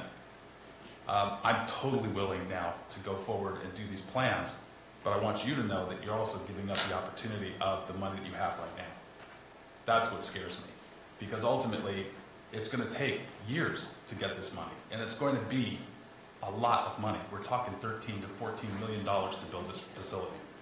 So where I struggle is you've got the opportunity now to do something with the money that's there, but given the way that California's going and the time it's going to take to raise these funds, it's going to be a battle. And I can't say that 5 years down from now, if we're able to get the money, whether these plans, I mean, that's a question for Eric, is are these plans going to hold? Or are we going to have to redesign it at that point too? That's it. Thank you. Go ahead, Amanda. Go ahead, Gary. I'm in favor of moving forward for the whole thing too. I agree with what Ben was saying. I think if we have the plans in our hands in the fire facility, just get that done and have that in our hand, and then look at putting the different sections together, the dog shelter obviously first. But once we have the property set aside, and once we have the plans in our hands, the architectural, the structurals, the construction drawings, we have a project. We have a project in hand ready to go, and it would open up for us to at least look for grants. Get grants to construct the shelter, and there's a lot of grants out there for construction. We have our money to contribute that we can go into it, and we can go forward with it. But again, grants are based on having a project, not something that's not out there. Once you have it in hand, which I think we need to do, we could open up to where we could get funding to move forward to construct this. So I'm in favor of everything that Ben said, and thank you for bringing it up. I'm in favor of moving forward and spending the $775 to get every document we need to move forward as a project. Supervisor Fullendorf? I agree with Ben as well, moving forward with the entire plan to move to get the design in our hand. To Martin's point about funding, we can wish that we want something bigger, but we also have, which we just approved in the previous item, CEQA exemption. And so if we continue to keep pushing for something bigger, then it is going to be more cost to this, and we'll not see anything because we'll have to settle the CEQA mitigations. And right now, because it's within the footprint of the existing area, we can go for an exemption on CEQA, and it greatly reduces that cost. That would otherwise be addition. And to Martin's point, we want something more, but if we don't do something now, that money is not, we're not going to be able to get it anywhere at all. And I think we need to start, I like the portion out pieces, making the priority of the dog kennels, and then moving on to the rest of it. Thank you. Marcos, I have a question for you. What is the current price put forward by LDA for the dog shelter alone? The price for the dog shelter is approximately $7 million. The whole thing? That includes the soft cost and the hard cost.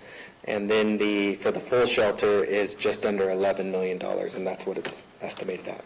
So I want to point out that we had this agenda item, and we did not get so much as a motion to bring this forward. And the agenda item that we looked at is not a lot different than what we're looking at today. We're talking about spending a quarter of all the money, almost a quarter of all the money we have to come up with plans for a project that we will not build. So we could build something for $4 million and it's going to make everybody unhappy, but we'll get something.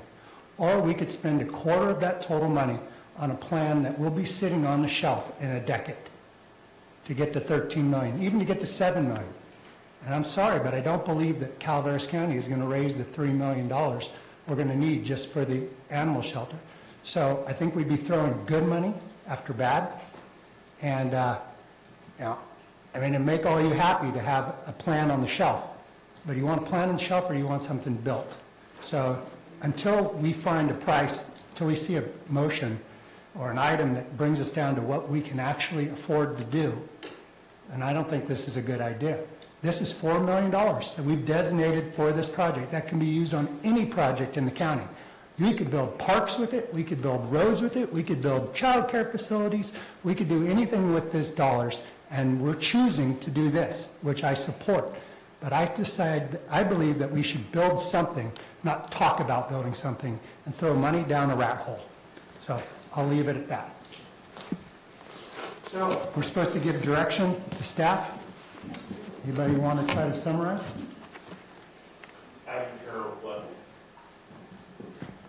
I didn't hear what Martin wanted to say about direction yet. Sorry. I mean, in my heart, just seeing the way California is going and budgetarily where we are, we're going to be forced to use this money for something else. And that's just, I mean, I've only been in this position a year, but from what I see, what it costs and how things, the costs escalate on things, I go back to I'm a bird in the hand kind of guy. I mean, we have the opportunity now. We have the money to do something. I can't believe that we can't figure out how to make these dogs' lives better for $4 million. Marcos, that $12 to $13 million used, that was for the whole facility, correct? Correct. That wasn't just for the dog shelter. Correct. It was estimated at, I believe it was 10.8 million, so just under 11. For the dog shelter? For the whole entire thing. For the whole, so Yes. how much for just the dog shelter? Including soft cost is approximately $7 million. So that includes the plan? Correct. That includes the plans. So would you reconsider if we just went after the dog shelter part of 565 and got those plans and moved forward with that and to get that constructed? Again, we would have a project in our hands. And I understand what Supervisor Hubbard is saying about the state of California and where we're at, but there's still be some grants that are out there. We're talking about other grants here, and we've had some on our previous consent agenda, that there could be money out there to add to the 3.5 that we have to get to what we need for this animal shelter, and we could possibly look at maybe doing some things once we get the drawings in our hands that could reduce the construction cost also on it. I mean, I'm in agreement with, I've been on this board for a long time, we need to do something here, and unless somebody comes forward with a $4 million project, we'll still be here going on and on with it. I mean, we need to move forward as far as I'm concerned. Supervisor Stopper? I'm sorry, Gary, we got You know, the money thing is very real, Mr. Gurman. Yeah, I wholeheartedly feel you, and you know, just everything going through the bureaucracy and getting to a project within any government institution right now is insanely over expensive. I mean, after building homes and commercial buildings for over a decade of my life, you know, working in it and seeing what actually goes into it and the requirements that we have to go through as bureaucracy is insanity. That said, I think we have some opportunities. We'll have to make some hard choices in some other areas that may not make some other people very happy. But I think we have some opportunity for some money elsewhere in the near future that could fill that void possibly for the dog portion.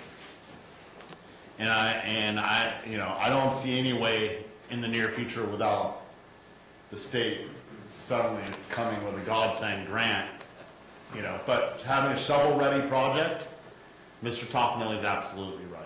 You can go after grants, but if you don't already have a shovel-ready project, that makes all the difference in your potential of being granted the grant at that position. So I'm willing to go forward with the entire part and having the plan moving forward with the intent of moving forward with the dog shelter portion in the future. And I can't promise you that's going to happen because we don't know what the economy is going to do and everything else, but that's my intent. as one of these board members. So that's my proposal, and I would look to have enough board members follow me on that for direction. Okay, so the proposal put forward by Supervisor Stopper, as I understand, as I understand it, is to bring back an item to this board for a full plan. Recognizing 700, well, we'll see what the final number is when it comes back on a contract. Is that what the consensus of this board is? Is somebody going to make a motion when it comes? I thought it would be. It's informational. We don't. No, but when it comes back to the board, since the last time we saw this item, no one moved it. Right. Yes. Could I just ask really quickly, for a show of hands, how do you still feel about this, the people? Do you still feel that we should go for the 700 and the full plan? You should, because if you... Excuse me, show of hands. Show of hands. We don't usually do this. Okay, sorry. Thank you. Wait, one hand. All right, so we've got a direction from staff. Supervisor Stopper, you've made that direction. Supervisor Toffenali? Yes. Supervisor Hollendorf? Yes. Supervisor Haverty? Yes. And I'm a no. Thank you. Folks, this is Can it come back on the 28th? We'll be back here on the 28th of May. So, okay. Thank you. We're going to move on to item 27. Item 27, action item, Building 1, authorize a transfer of $100,000 from the building reserve, and 2, authorize a general fund contribution up to $143,700 to offset building department revenue shortfall. Requires a 4/5 affirmative vote of the board. Mr. Oliver, your item. Good morning, Chair, members of the board. You thought the last item was tough. What I'm bringing your board today is something that every building official dreads, but most of us have lived through 2 to 3 times in their career. What we have is a significant revenue shortfall caused by changes in the construction environment, and what I'm bringing you basically is a bucket of bad news and then a really hard ask. So I want to break down the history, and so that we all have an understanding of what we're heading into here, what the long-term picture looks like, and then what we're asking for today. As many of your board members are aware, especially those in construction, we have a construction cycle of waxing and waning projects based on revenue, based on construction loan rates, based on the economy. In previous cycles, it was tied directly to greater economic changes. When I first came on board as a permit technician many years ago, they were recovering from the dot-com burst back in the late 90s. 2008, I was a building official in Tuolumne County trying to start recovering from what was clearly going to be a downward spiral after 2007 when the housing market burst. What we're seeing now is a similar scenario. As your board is aware, I brought a budget forward for this fiscal year planning on with increased revenue and a fire prevention program that we were going to start. I was looking at potentially $2 million of revenue. Based on a 3-year projection, I was anticipating that the permit numbers would stay stable. We're heading into the mid-year budget. It became clear that revenues were not coming in, which caused me to go back to 2005 and identify that cycle a little clearer. And what we noticed is that between the 2005-2006 fiscal year and 2006-2007, we had a $900,000 drop. It was a very steep drop, followed by another 3 years of steady forward, years of steady, significant reduction. The market started recovering, and heading into 2019, we did see some reductions, but we had some fee adjustments, and then COVID hit. When COVID hit, we had 1 year of stagnant activity, followed by a significant increase, That increase was related to people moving from the cities, moving into this county, renovating homes, and seeking other environments to live in that they felt were safer. And then heading out of 21-22, we saw the downturn. We didn't know where the bottom was, but we planned that potentially we can save this, bring it in at about $1.4 million, because we didn't think it was the bottom yet. Now we're very certain that this is the big drop, and revenue just has not come in. And bottom projections at the end of this cycle, the drop is about $1.2 million. So what that tells me is that heading into the next 3 years, we're going to continue to see a small decline.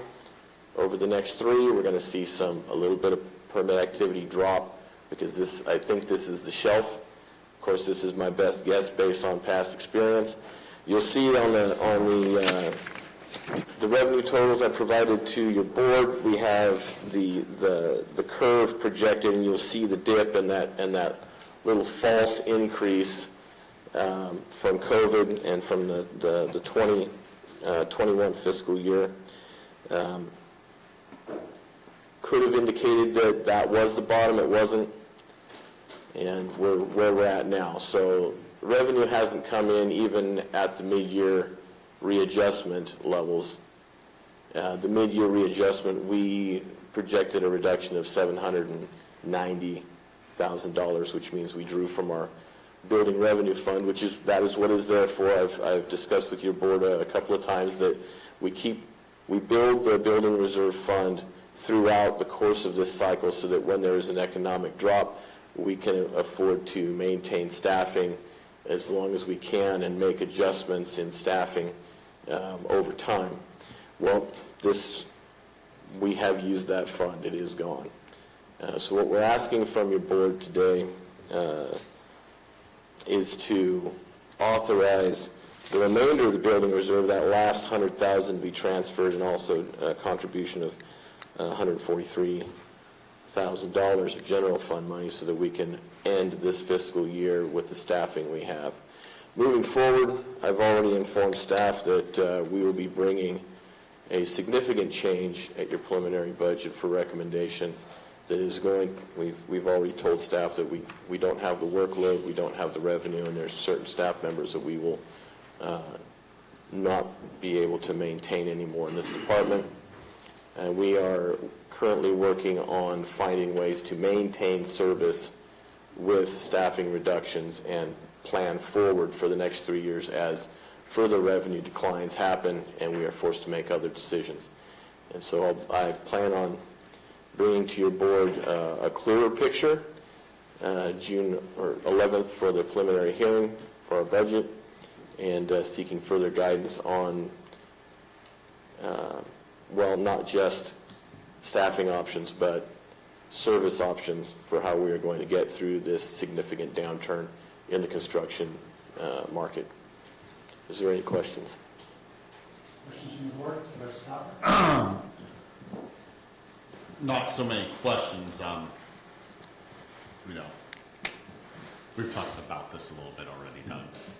I really don't see much of a choice around the recommendation moving forward for the time being, other than I do have, if the board will let me, I do have a little bit of amended motion to that. But I've talked to Stanislaus County and Amador County, and there has been a downturn, but not as significant here. There's multiple factors that go into this. Part of it is the infrastructure within Calaveras County. Part of it is the transition. It's taken years for us to restructure the building department, and you get it to the point where you have trained people within it, and from the past experience from people, a lot of them are like, it's not so business friendly in the past when it came to contractors. A lot of them are doing work outside the county, even though they would prefer to work here and they live here, a lot of them. A lot of them are it's just easier to do business in Stanislaus and Amador counties for a lot of them. And that's what they tell me directly.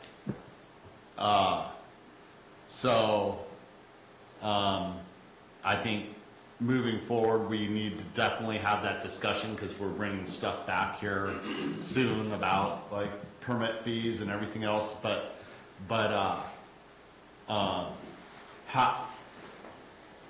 about how we're going to move forward with the building department and structure is key. So I think we need to have a longer discussion on that. But right now I don't see any way around these numbers. Our hands are tied. So provided that nobody else has questions and you let people have public comment, I do have a recommendation on a motion later on this. Yeah, I just have some comments, and whatever reason, I don't see any way around this either. We need to maintain the building department and move forward. But I'm looking at the budget. And one thing really, when we go into preliminary budget, which we're going to be going into really soon, because this is only going to get us till June 30th. Then we got to start a new year with no money, so we're going to start going into general fund to start the year. But I would like to see a budget that's more realistic, because I'm looking at what this last year's budget was, and the CEO recommended for your revenues for total license permits and franchise fees, $1,415,000 was the recommendation. At final budget, it was jumped up to $2.186 million.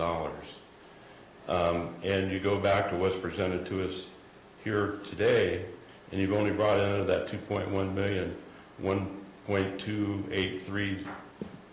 So we need to realistically look at that when we go into the next budget. And the recommendation that comes, anything that wants to go above that, we need to really have a really good discussion on that. And I'm not trying to shut down anything on thing. I'm just trying to get realistic when we go forward. Because it is a vital department in our county. The whole department as a whole, not only the building part of it, code enforcement and everything else that goes involved in it. So that's just my comments, that we go into preliminary budget, that we really look at those numbers. Comments from the board? Very well. This is an action item. Public comment in the room? Is there public comment in the room? Is there any public comment online?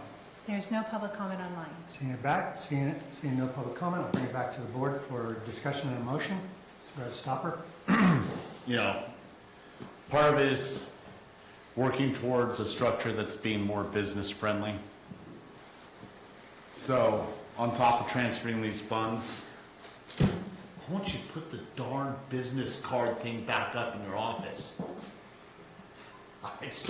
I'm serious. It's been down, and I've had discussions with so many people that want that back up. And I know that we can't support any certain business, and people make it hard, Doug. But that right there is part of pushing economic vitality throughout the county. And as part of this, I want to give you the money so we can keep you going and stay afloat and start working towards making things work better for you. And I want the business card thing back up for the people in the community. Let me ask you a question. Doug, are you able to put that up without putting it into a motion, or are we going to have to put it in the motion? The business card board.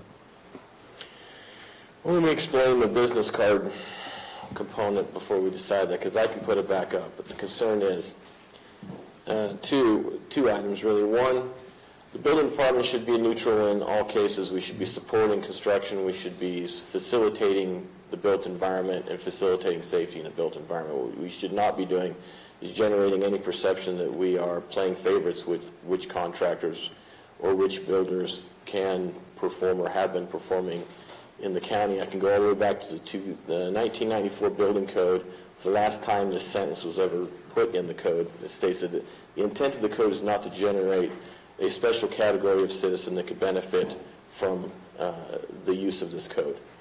It has been my concern ever since that was taken out that we're creating an environment where there is a perception or a reality that only certain people can afford to build in California, and that bothers me. I don't like generating any negative perception or any favoritism, and our building department has labored long under the idea that some people got favors and some did not, and that's something I'm not prepared to tolerate. However, I can put that board back. It doesn't have to go into a motion. If you want to give me direction as the board to put it back, I will, but my understanding on this is that it always generates some negative sentiment when you run out of room and someone can't put their card in without taking someone else's card down. I don't want to be the hall monitor for the cards or the, Sir, I get it, and I agree with you about, the public's never easy. I will buy a larger one for you. And then I'll expand it if you run out of room. And I'll pay for it myself, May I offer a counter proposal? I just don't want to debate it. I want it up. I have a proposal. Hear me out on this because I think it generates the appropriate perception and accomplishes the goal. We're currently moving forward with a program to provide pre-approved plans. I'm hounding my designers weekly to get those plans. If we have pre-approved plans, we can have vendors who have seen those plans and offered their names onto a list that we can maintain for people who've seen those plans and can offer services for anything in the county related to construction. That accomplishes the mission of having anyone who wants to participate advertise and also participate in the program of providing information to facilitate the housing market. That generates more business for them without us having to maintain a plaque or a board. I think that's actually an issue. Us going through the building department and maintaining a list of, that opens us up more from my perspective. But So, I guess I'm not sure that was a commitment to what Supervisor Stopper said. Okay. Very well. Stopper, do you want to make a motion? If you wish. I know I'm bringing a little something else in, but I mean, this is part of the problem. We need to support businesses across the county, and that's part of the reason that we're having a hard time maintaining some of these small businesses. And it's not your intention, Doug, but we need to take extra steps, even if it's kind of pain in our butt to do it. And it's easy. We can place the board back, but I want to address something else. The customer service in our department is better than it has ever been. And we are trying to make more advancements and streamline further. And it's always been at a cost. It's always been at staff time. We've always done it willingly because whatever is easier for the community is easier for us to process. So the morale at the front counter is great. The staffing was at this time well balanced. Okay, and we've had a lot of positive comments. So I don't want anyone to think out there that our customer service or our business friendliness is suffering in that regard, but if you want this board on the wall, I'll put it there. I control my that's not the debate. You will have your board. That's not the debate. And I will say right now, one of the newer gentlemen at the counter, some people that I've talked to that have done some plans through recently were like, you know what, he doesn't always agree with me, but he always comes right to the counter and answers me and moves forward on getting the plans, going to where they need to go. So I've had compliments to those ends. And so That was not my intent, Doug. Thank you My for that. intent is us taking the extra steps outside the customer service and providing economic. Thank you for the clarity. Thank you. So I will drop that end of it if you will put it back up, and I'll move it as stated. Very well. Thank you. Motion, and we have a promise. So we have a motion by Supervisor Stopper, second by Supervisor Fallendorf. All in favor? Aye. Opposed? Carries 5-0. Thank you, Doug. Thank you. Doug, thank you. Thank you. All right. Health and Human Services Agency, you're up. We're going to start with item number 29. You need time to set up? Need time to set up? Yeah. All right, got 3 minutes. We got to figure out the,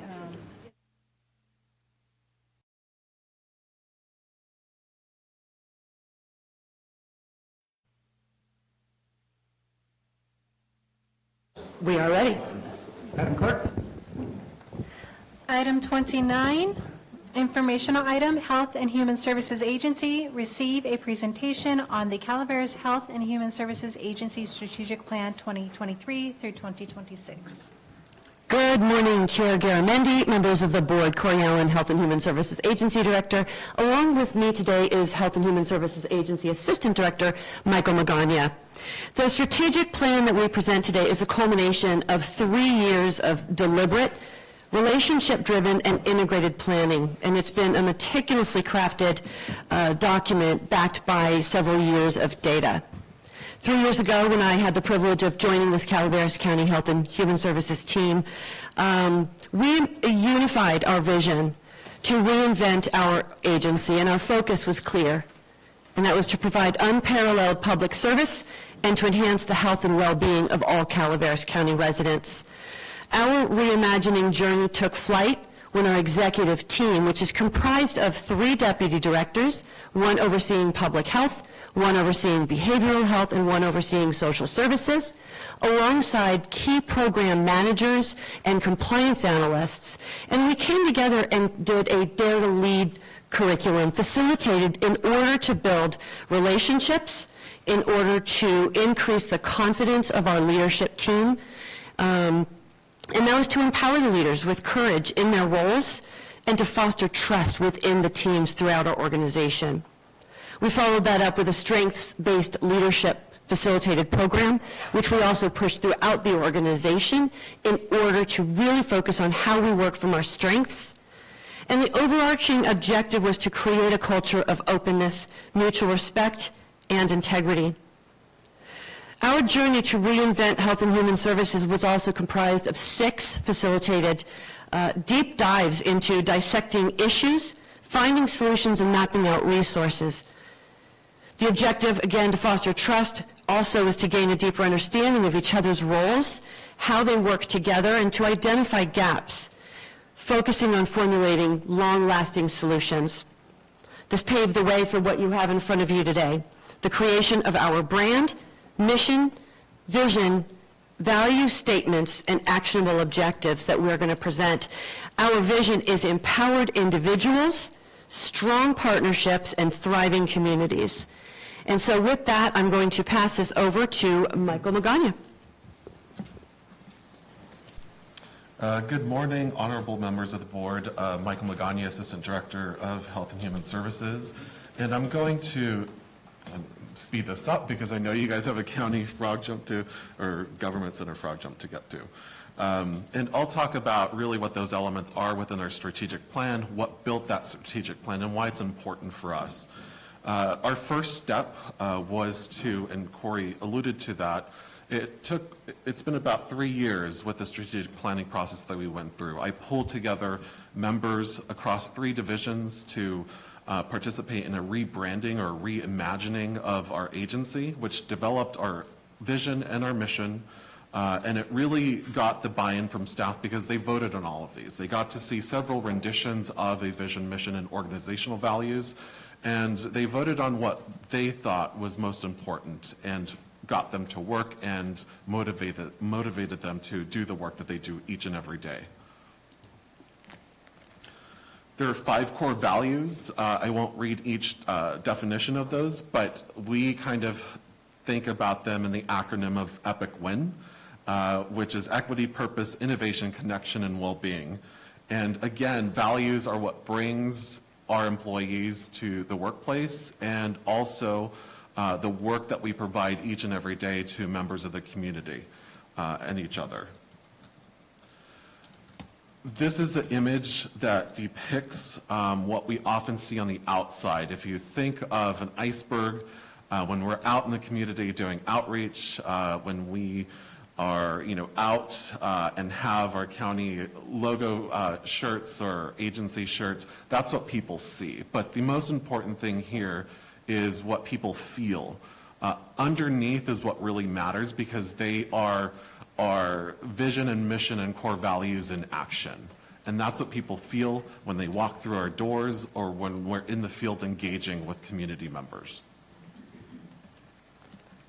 As part of the strategic planning process, we have 5 guiding principles that help to build and create that strategic plan, including having a holistic approach, looking at integration as the key center of that, looking for improved health outcomes, considering equity and inclusion, using resources wisely. As we talked about earlier, there's a certain level of uncertainty happening with the economy, with the governors may revise, and there's all kinds of factors that we have to think and approach things wisely, and considering the use of those resources. And most importantly, we do that through collaboration and partnerships with our community, and that we needed to keep in mind when we developed our strategic plan.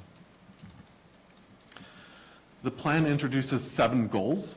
Again, these are all surrounding key areas that we know work. They focus on those collaboration and coordination efforts. It's important to be on the same page, and communication is key to that. And every one of our actions needs to be community focused.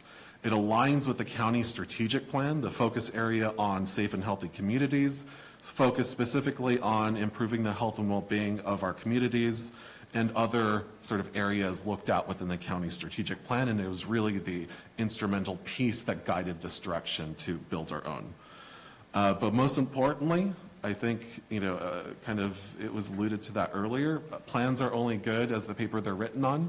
I think what's most important is how we're implementing the strategic plan within our agency. And so part of that, you will hear in a few moments from our deputy directors how they're putting the strategic plan into action. For us, it was the creation of the strategic plan. That was our first step. Developing a comprehensive plan to integrate social services, public health, behavioral health, because, we can do much more together than siloed divisions and departments. And because of certain circumstances, we need to rethink how we integrate those services, how we can work better across the agency. And we have so much talent with our agency that complex issues require complex solutions, and that is only done through a multidisciplinary team approach in addressing that within our agency. Another strategic goal is to address the social determinants of health.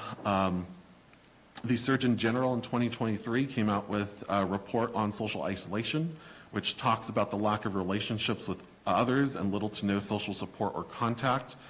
It's actually, in that study, they identified risk factors that we don't often think about when it comes to social isolation. But it's been linked to heart disease and stroke. It's been linked to depression and anxiety, suicide and self-harm, type 2 diabetes, addiction, dementia, and early death. And so that resulted in a grant that we received from the California Department of Health to look into what that looks like in our community. And at the fair, if you're attending the fair, we are actually exhibiting a photography project that we led with older adults, talking about what their experience is with social isolation. And it's called Golden Connections, and you can see that in the art exhibit at the fair. And they use imagery as well as powerful narrative to talk about their issues and what they experience, and also how technology plays a role in that.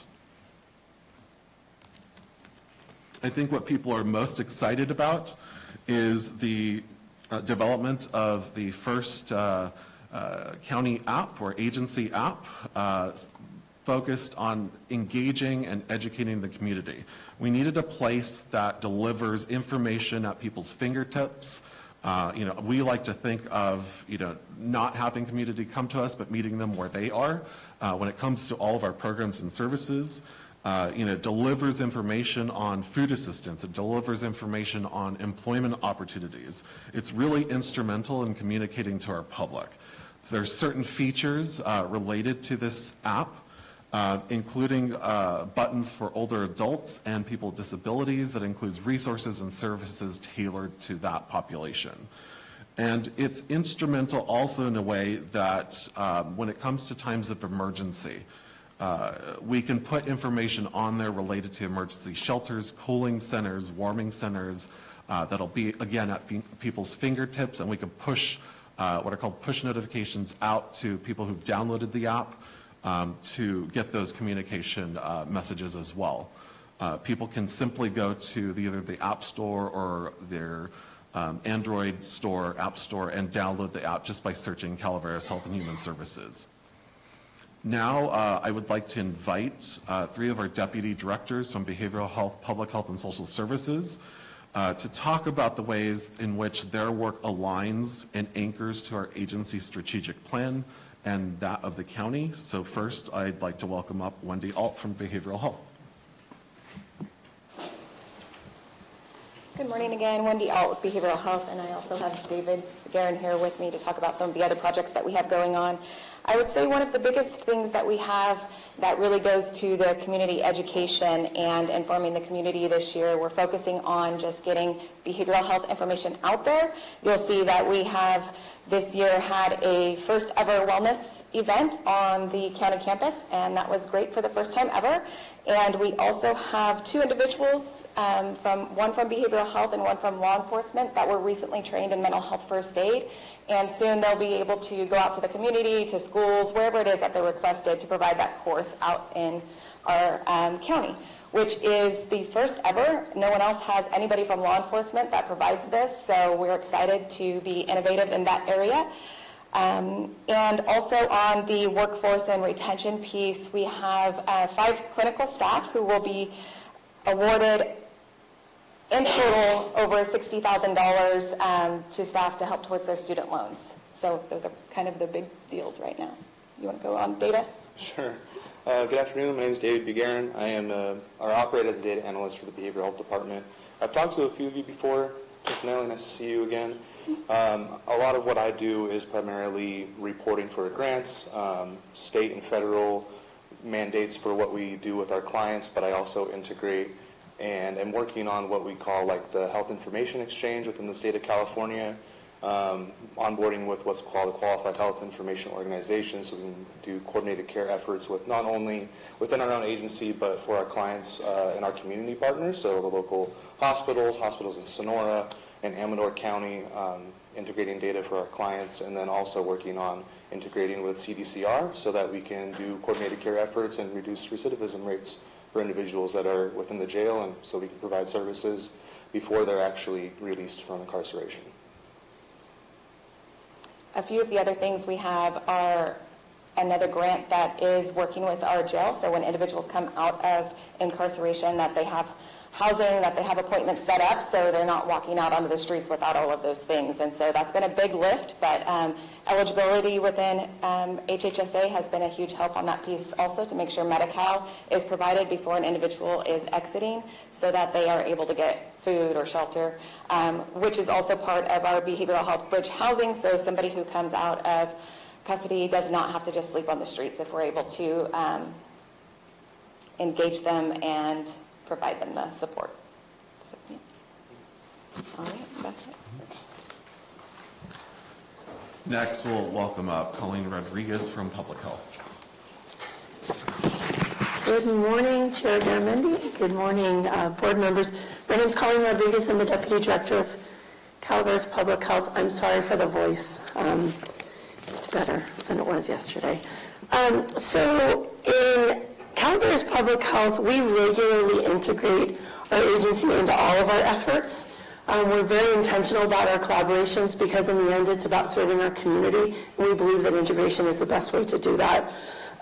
We regularly integrate social determinants of health in all of our approaches and all of our services, and all of our divisional trainings that we do, we offer them to the whole agency. Again, because we're all working with the same community, and so it's really important that all of us are strong. The amazing team at Public Health created the 2023 to 25 strategic plan. This is very much anchored in the county plan as well as in the HHSA plan. If you were to look at it, which I am happy to give you copies of, it will reflect a lot of similar things, values, and actions. It's important to have a strategic plan because it keeps us accountable to our community, and it also helps us prioritize and clarify our efforts so that at the end of this period we can see what we have done and maybe other ways that we can expand. Another enormous accomplishment that frankly would not have been possible without the integration of our agency was this enormous 2023 Community Health Assessment. This is on our website. I encourage everyone in the public to go there. If you'd like a physical copy, you just give us a call at Public Health and we can send one to you. But this was an enormous undertaking that was really instrumental in us figuring out what the community thinks is a priority. And so again, it's about the community giving us our marching orders, telling us what they believe is most important. And that was really, this happened from the hard work of the public health team, but also from the collaborations that we have within the agency, and it's really essential. So it's fine to have a document that gives you information, but then what are you going to do with it? So we're currently actively working on what's called a CHIP, or a Community Health Improvement Plan, and this improvement plan involves getting community and other partner input on how we should prioritize the items within this assessment. And there's a meeting coming up next week on May 22nd in Copperopolis. If people are interested in attending, please do. We have a lot of those meetings, and what we're trying to do is get the input from all of the community, our agency, and other county offices to figure out what it is that is most important to the community. Again, our work is really about serving the community in the best way we can, and we really lean into those partnerships within our agency to help us do that. And so I look forward to continuing that integration. I look forward to sharing all the things that Public Health is doing. We have a lot of exciting things happening. So thank you so much. And before wrapping up, I'd like to invite Maylee Johnson from Social Services. Good morning. Social Services has had a very exciting last 2 years or so, and we've got a lot more on the horizon coming.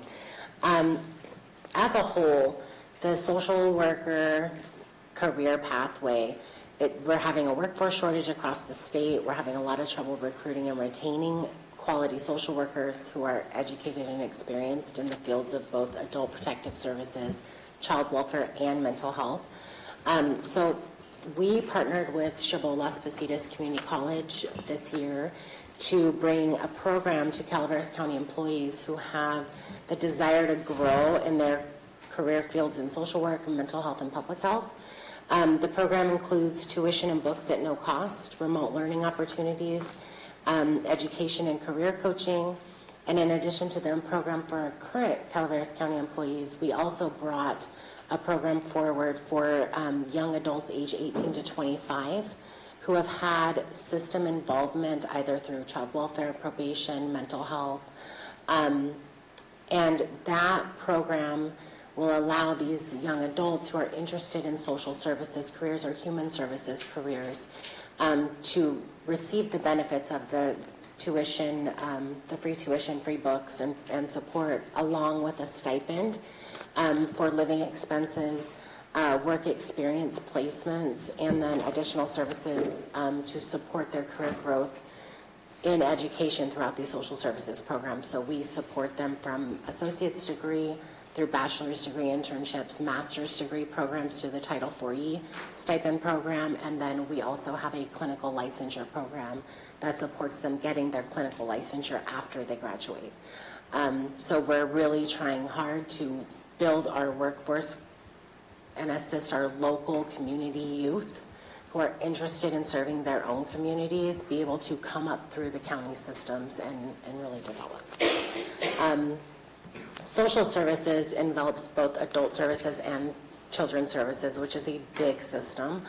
But our adult services team focuses on meeting the needs of the seniors, disabled adults, and veterans in our community.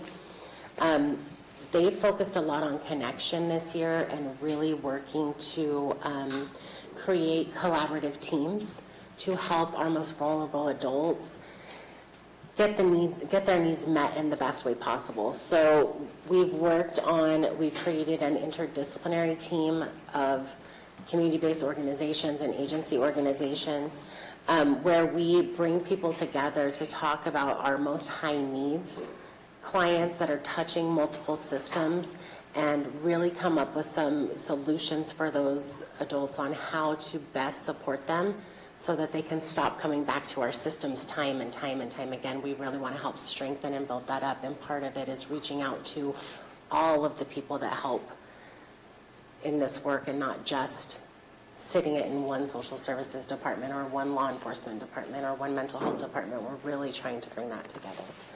And our adult services team will be speaking at World Elder Abuse Day at the state in Sacramento about this process because it's very innovative, apparently, across California, and so we're going to be sharing that practice out. Our child welfare team has been working really hard to to implement now a comprehensive prevention plan to prevent children from coming to our child welfare systems.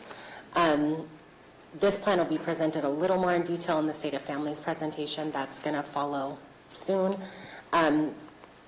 But we really centered this plan on integrative work and creating a system of care for all families in Calaveras County. The goal is to reach families before the crisis, to educate and strengthen families, and to build strong partnerships that allow seamless access to services.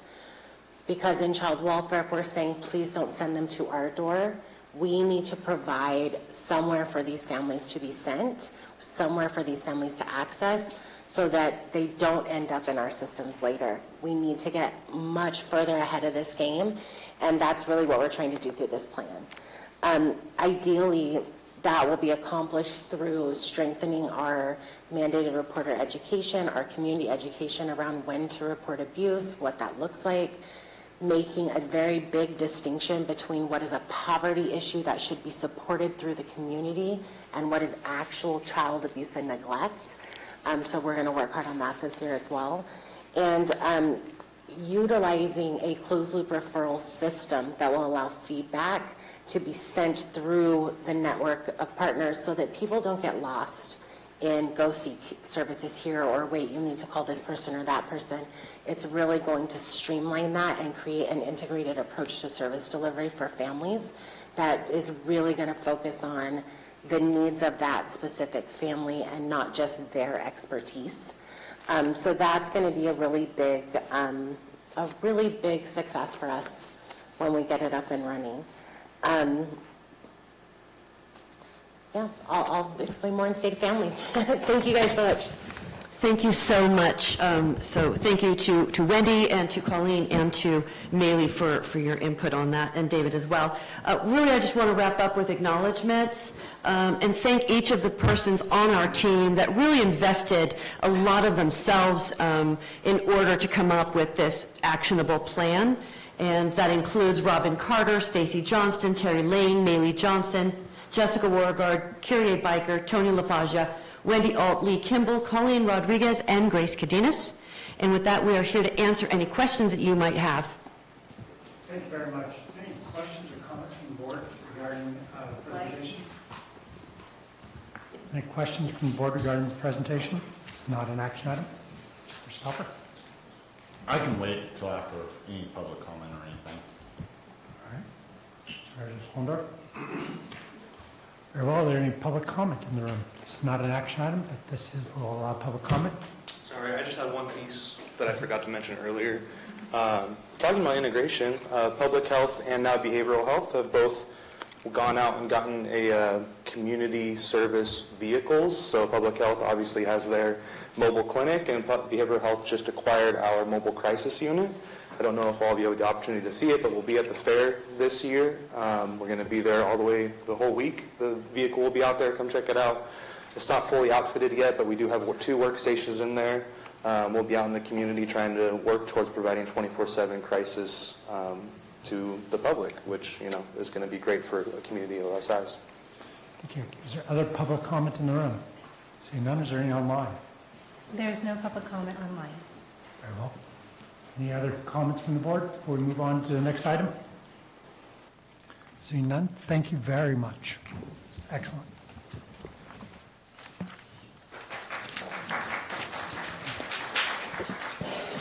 We will move on to item 28. Item 28, action item, eligibility and employment services. 1, receive the first CalWorks Systems Improvement Plan report for the period covering July 2021 through June 2026, and 2, authorize board chair to sign related certification.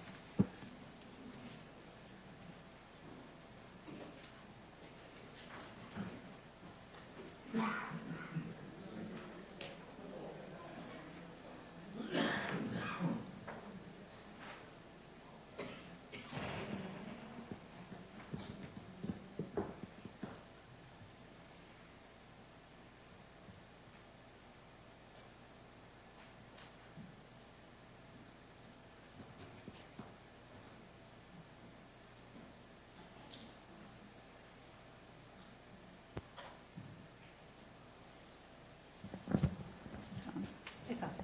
Okay. Good afternoon. I'm Margot Ilanumi. I'm the interim program manager with Eligibility and Employment Services. I was previously covering the staff analyst position, and under that role, the state rolled out the CalWOR, which is the CalWorks Outcomes Accountability Review. It's a process more in depth on monitoring individuals moving through the employment services program and becoming self-sufficient.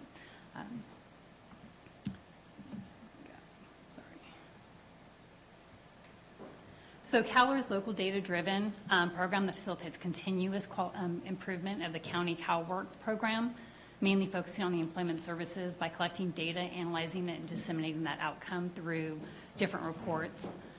The continuous quality improvement, the CQI cycle, is a learning process for all those involved. The CalWorks System Improvement Plan, which is what I'm presenting today, serves as a guide to how we want to reach our goals and achieve those during this current cycle that we're in. The goals remain in place, but the strategies may be revised as we go through it. If there's any changes made to this process, we will be running that past the state CDSS program and also the Board of Supervisors for approval on that. So through this process, I conducted a huge county self-assessment of the employment services program. So I'm going to go over just a few county demographics that were achieved through that process. So just an overview, right? We're a small community, we're a small rural community with little pockets, and we span over 1,037 square miles, 1,020 of that being land, the remaining 17 being water. We're located in the northern eastern part of the Central Valley. We're huge in natural resources and rich history, which brings tourism to our community, which benefits bringing part-time and full-time employment. However, with that, the downfall is that's part-time employment, it's temporary. So it does have an impact on those individuals that are working in that industry, and those are the individuals that we're seeing impacted in our programs. So some of the other demographics that I had is just kind of a quick population based on the 2017-21 American Community Surveys. Our population is at 46,221. 79.2% identified as white. Within our CalWorks population as a whole, 75.8% of the CalWorks cases are reported as white also. In our community, 13.1% identified as Hispanic Latino. And then within our CalWorks caseload, 13.3% of that reported Hispanic. So just, our community is in line with our CalWorks caseload, right? We're kind of matched. We don't have huge disparities in that. portion of it. So those were kind of some key things I wanted to point out in our demographics, that part of it. Coming into the unemployment rate, we're very close to where the state's at. Unemployment in 2021 in Calaveras County was at 5.7%. The state as a whole was at 7.3%. The education attainment and the median earnings reported through 2020, it's interesting enough that those individuals in our community that have high school graduate or less have higher earning than the overall state's population in that category. And then as we get into those individuals who hold a degree, you start to see that shift where those now are Calaveras County residents are earning less as a whole, and then the state of California has a little bit higher population than that. Within this, the household income in 2020 was $67,054. As a whole in the state was $78,672. So there's a little bit of a difference there as it compared. The CalWorks program, those eligible, work-eligible adults with zero income in our caseload was 78.25%, compared to the state at 60.2%. So we're looking at really wanting to try to improve and engage those individuals through this process. The deep poverty, which is 50% below the threshold, we were at 5.5%. The state as a whole is at 5.6%. So we're in line compared to overall what the state looks like. The child poverty rates, however, we are a little bit higher in that area. Reported in 2021, we're at 22.3% versus the state at 16.2%. Our homeless population in 2020 was at 834. This is the combined continuum of care of the 4 counties, which includes Mariposa, Calaveras, Tuolumne, and Amador County. And then the homeless population in the state overall was 161,541. This includes both families and individuals in this population. This is, I find really interesting. The state pulled together a hotspot map of where our greatest poverty is in our county. So what we did is we then overlaid where our offices are located within the county to see, are we reaching out and serving the population in greatest need? Our greatest area of poverty, that deep red you can see, is our main office is located right there here in San Andreas. And then we have our outstations, our West Point outstation, which is up in the upper part, which is the 3rd greatest area in poverty. And then down our Arnold outstation, it's in an area that's less identified, but it's close to that range up in the northern part of the county where people could access services to that office. And then the Copperopolis outstation, it's down in a lower poverty level stricken area, but it is reaching out in that outermost area. So those individuals who are living through that poor can reach out to services within that office and not have to drive into the main office in San Andreas.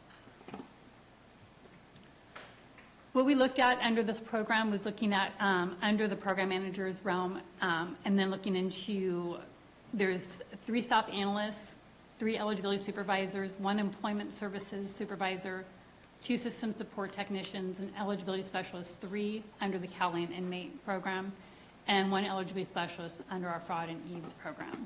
So then we broke it down even further, and we're looking at this program identifies with the employment services, which is there's a 1 lead worker, 3 employment counselors, and we have 1 office technician. So this report kind of heavily focuses on the work that they are doing within HHSA.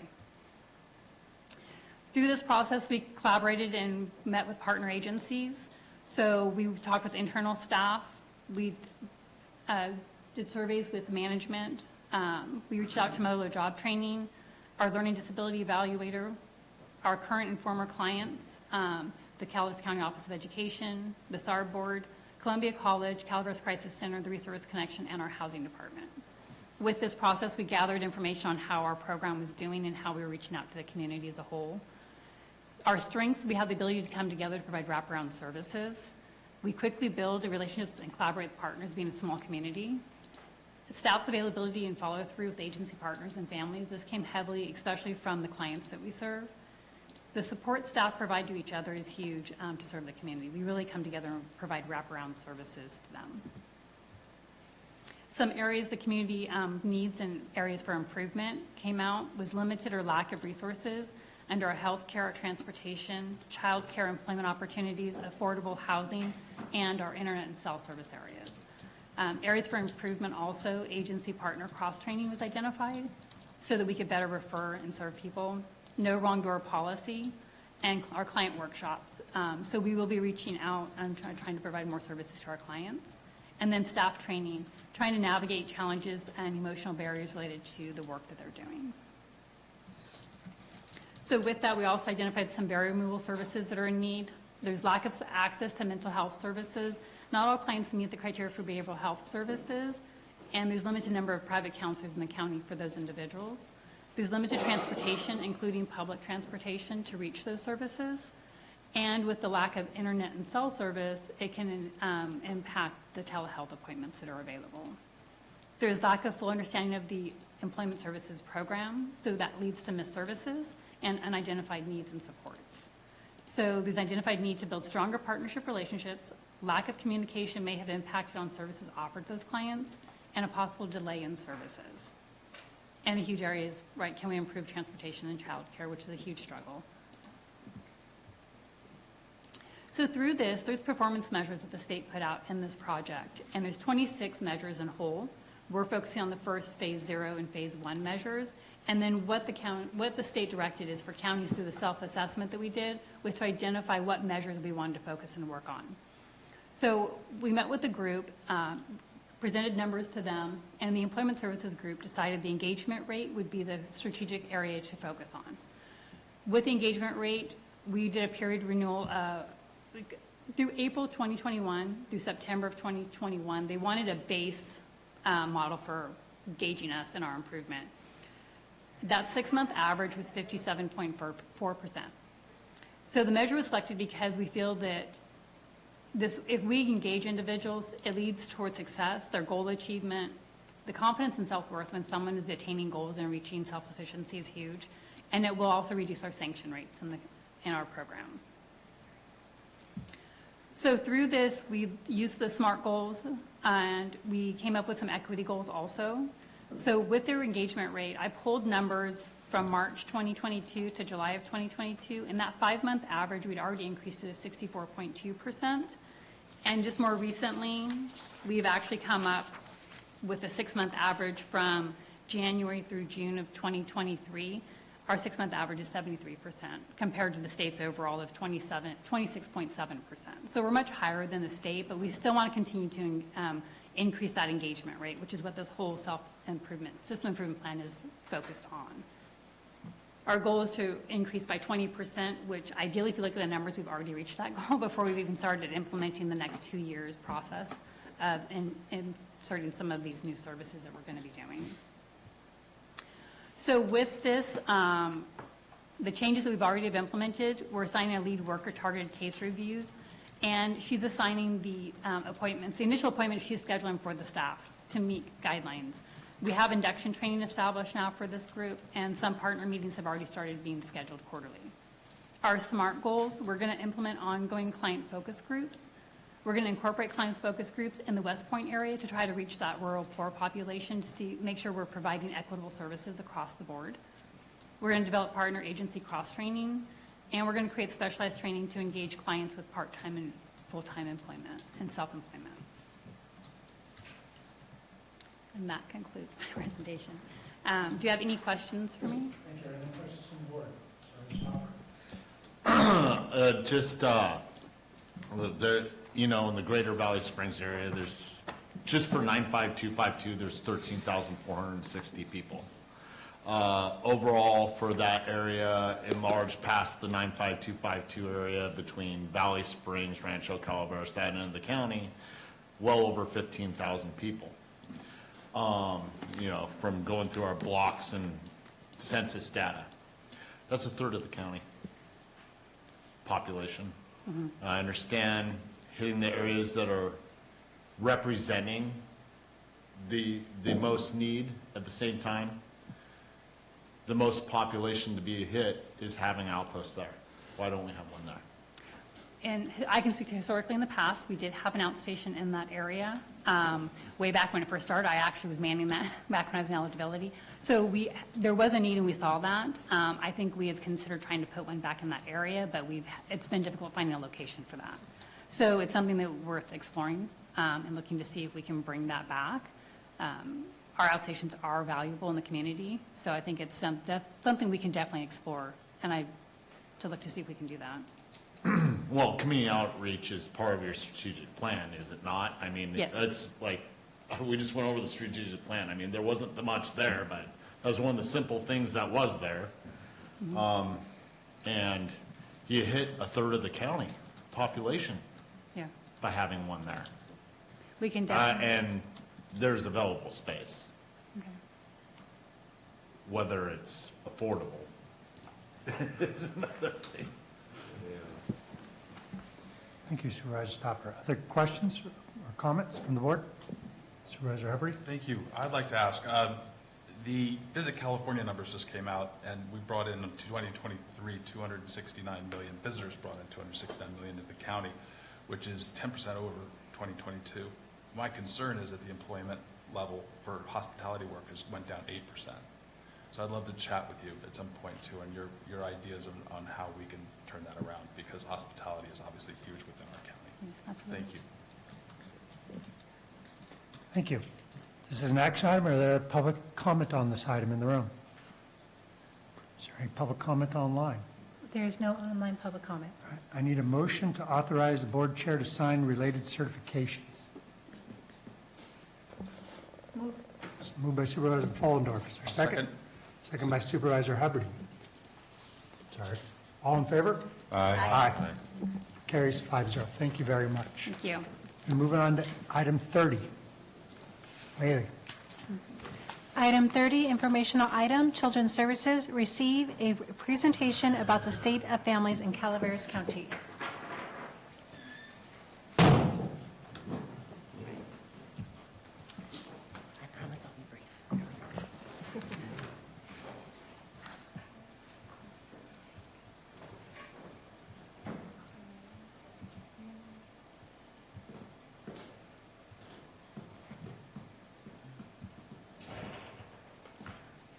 Tony, are you going to give public comment on this one? You sat through the other two and said, thought you would come up and give public comment. How do I, okay, just arrow it? Could I ask what the green ribbon's for? It's on, okay. Absolutely. Thank you. She said my mic's on, so I won't get in trouble. Good morning, almost afternoon. Again, Maylee Johnson, Deputy Director, Social Services, presenting on behalf of the Prevent Child Abuse Calaveras Subcommittee of the Subcommittee Family Wellness Coalition. Our goal for the Family Wellness Coalition is prevention of child abuse in Calaveras County. Our vision is that every child should grow up safe, protected, and loved. And our mission statement is to improve the well-being of families in Calaveras County through safe and healthy relationships with home schools and communities. These are the reasons for child abuse prevention in Calaveras County. As you can see, historically, Calaveras County has higher allegation rates than the state of California and the national average. Allegation rates are when child welfare receives reports of abuse from community members, families, mandated reporters. Of the allegations that we received in 2022, we received 928. Only 10% of those were actually substantiated as child abuse or neglect. The remainder were found not to be. So that's part of our problem. The cost to Calaveras County for these substantiated child abuse reports is $39,800,000. 17% of our county budget. It would send 4,040 children to preschool. It would pay for 271 youth to receive a 4-year college education, and we could purchase 101 medium-priced homes in Calaveras County. This is the cost breakdown. The majority of it is the lifetime productivity that we lose in children that are abused or neglected consistently. The impacts of a child last for a lifetime. So abused children are 77% more likely to require special education in our school systems. They're 59% more likely to touch the criminal justice system, and they're 200% more likely to need to access public assistance at some point in their lives. We would like to move in Calaveras County from a reactive system to a proactive system. And I talked a little bit about that earlier. Our goal is to help families before they're in crisis, to create sustainable community pathways so that families can access services easily and quickly without a lot of being bounced back and forth. We did a community survey in 2023, and we had 46% of parents and 26% of seniors respond to our survey. The majority of them were in districts 1 and 5. And we focused on the social determinants of health, which is how we, I'm sorry I'm skipping these through, but they're all into this other spot in the prevention plan. So we came up with these 4 pillars of need from that community survey. And so the 4 pillars are affordable housing options, substance use treatment, childcare resources, and mental health resources. That is what our communities are asking us to stand up in a sustainable way. So what we don't want to have happen is we introduce some great program or service and then we have to take it back because we've lost funding or we don't have the people. We really want to create sustainability to combat the poverty, social isolation, and the lack of support that some of our residents are reporting to us. Our target population for the comprehensive prevention plan is addressing substance use disorders, especially with co-occurring domestic violence, supporting families and children with acute behavioral health challenges because we've seen a rise in our young people in their mental health issues, and expanding supports for families where they can access services easily and quickly outside of a system. To do that, we're creating community pathways. So what that means is we're proposing to develop, with support from our community partners, a navigation system where, as I mentioned, the closed loop referral system that will connect all of our organizations to each other, those have to go somewhere. So in creating this navigation model, we will have trained navigators that will receive these requests from the community or from the mandated reporters or whoever that is, that will be able to reach out to families and help walk them through some of our complex systems and really get them to a place where they can be self-sufficient on their own. These are the tangible goals of the Child Welfare Comprehensive Prevention Plan and what the Family Wellness Coalition through Prevent Child Abuse Calaveras is working on this year. We are working on bringing a closed loop referral system to Calaveras County. We are working on a community response guide, and what that does is it helps mandated reporters understand when to make a child abuse report and when to refer to community supportive services. So that is done through a child welfare serving assessment tool, and it's something that we're working on very closely. That ties into the concept of mandated supporting. It changes the way we train mandated reporters when they're looking at child abuse, and really helps, as I stated earlier, make that distinction between like what is a poverty issue that needs concrete basic services and what is actually child abuse or neglect.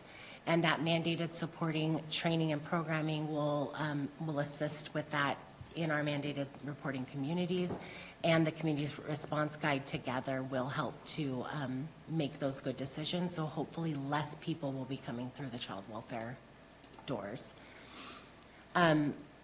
The different programs we're trying to stand up with our community partners are intensive home-based services to help provide mental health support to families that are experiencing really high levels of crisis that will not be served by our county behavioral health. So for whatever, they're not eligible for that service or they don't qualify, we have a separate outlet for that. We also want to relaunch our differential response program. What that is when we receive a child abuse report that we cannot respond to, we need it to go somewhere so that we don't keep getting calls on the same families.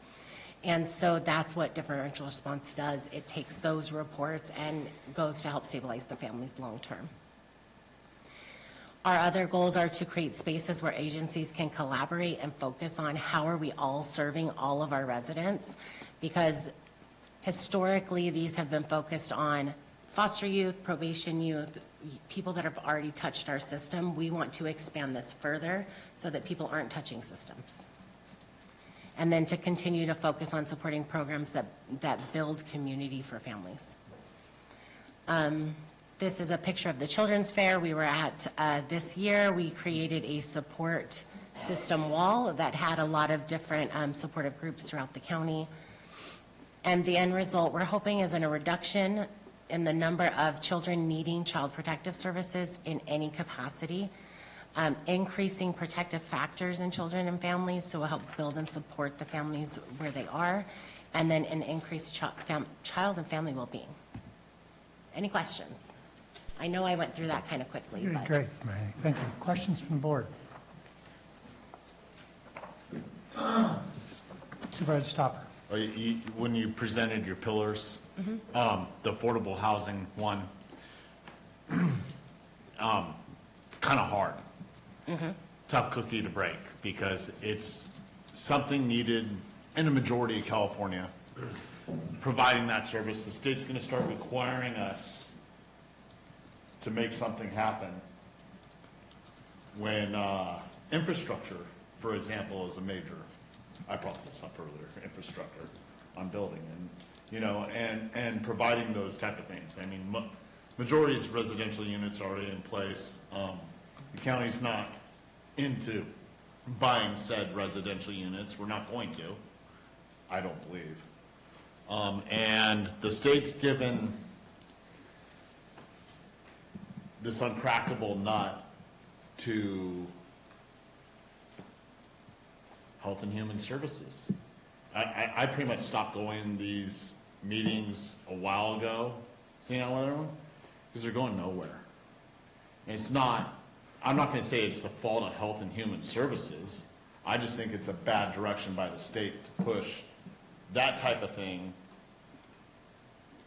to build the idea of how we're going to build houses cheaper through a social services agency, and then, but although that's what we're trying to achieve is to address these issues that you're doing. So, good luck.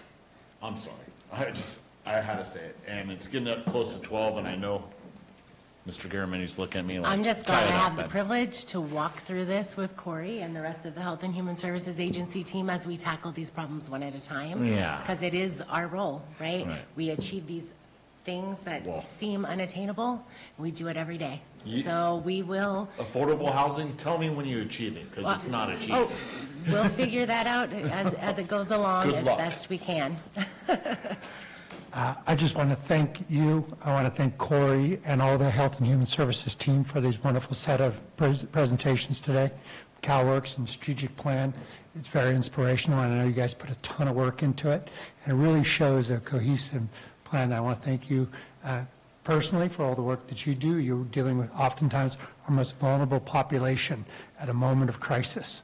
And that is hard work, and I think it's appreciated. So I'd like to thank you on behalf of the board, and I'd like to thank all of the Health and Human Services Agency for their work today and for bringing this forward to the board. I know we were rushed, but I did take the time to read through all this material, and it was very comprehensive, and I sincerely appreciate it. So if there's no other questions from the board and no public comment, it's kind of a leading. And no public comment online. I'd like to thank Health and Human Services, Maylee, Coyne, Wendy, Michael, everybody, Corey. Thank you so much. Thank you so much for all being here today and doing all this hard work. Thank you. We're going to move on to supervisor announcements. We will break after supervisor announcements and return to closed session, so we will not be returning to this room. Supervisor Hubbard. Thank you, Chair. Mike. Really quickly, I just want to do a shout out to Animal Services for being at the Mutt March. It was fantastic. I had a wonderful Firewise town hall up in Arnold on the 4th, meeting with the Agency on Aging on the 9th. And I wanted to give two shout outs, one to the Sheriff's Office for helping us. Western Cave Conservancy came to clean up natural bridges, to take all the graffiti away and all the garbage, and the sheriff was there to help, which was awesome. And also Manual we wanted to talk about this Saturday. We're doing a new presentation with the CCTV and the film people. That's it. Thank you. Supervisor Paulendorf. Was it last week? Yes, last week, there was a panelist presentation to all of the producers that had signed up with the UC Extension in collaboration with all of the counties in that JPA over in Tuolumne County, had various presentations on the slaughter processing from up and down the state, to give insight on what would possibly be the best option that the producers would like to see in the region. On top of that, as of today, the region applied for a grant thanks to Tuolumne County Economic Development Director Robbie and Supervisor Half for leading that. Part of the grant application was having a commitment from a private industry, and Rawhide stepped up to the plate, and they have done a letter of commitment with the grant application. That grant application is approximately $100,000 for a feasibility business plan to go forward with that for the region. And that was really hard work on the Tuolumne County side. Also, the tribe has also expressed interest, and the tribe has been participating in the last couple meetings on that. The other thing, and I've been talking to the CEO about bringing back a more in-depth detail where we're at in this moment of time, if the board is interested, to bring this board up to speed of the progress that both Calaveras County staff and Tuolumne County staff have put into this along with the UC so far. So if that's something that the board would like to see, I can work with the CEO to bring an update. The other thing is, I think, was it last meeting and 2 meetings ago, sorry, my dates are getting blended, I would like to see if the board would entertain bringing back the temporary badges for cannabis. 922? 922? Yeah. Please. And that's all I have to report. All right, what we're going to do at the end is, for items that we want to bring back, we'll just poll. Actually, we just got 2 right here. Is this board interested in having a presentation update on the slaughterhouse? Yes. Great. And Amanda voted on 922 with the majority, so it's within our rules to bring it back. Yes. Well, they were the majority. Exactly. They were the majority, so. Correct. So. So she can call the question? Yeah. Okay. How's that I work? understand that. We'll bring it back in the next agenda. It'll just be another Okay. agenda item. But without getting technical, yes. Very well. So we have those 2 items. Supervisor Toffenelli. I have nothing to report. Supervisor Stopper. Sir, I would like to call a question to the board if they would like to bring before us public on Wagon Trail on direction moving forward sooner than later. I agree. I think we should update the public on Wagon Trail and where we are. And we should make it a possible action item. Or direction, yes, action, direction. Is the board interested in that? Definitely. Yes. Sure. All right. I hosted the frog jump down at the Capitol with Lori. It was a lot of fun. We had a lot of jumpers. Everybody got a frog jump, and we're about to adjourn. Madam CEO. I just want to say I attended the Albert Michelson exhibit opening at the Angels Camp Museum. If you haven't been able to see it, it is phenomenal, and I highly recommend it. I hear it's wonderful. Council? Madam Clerk? Nope.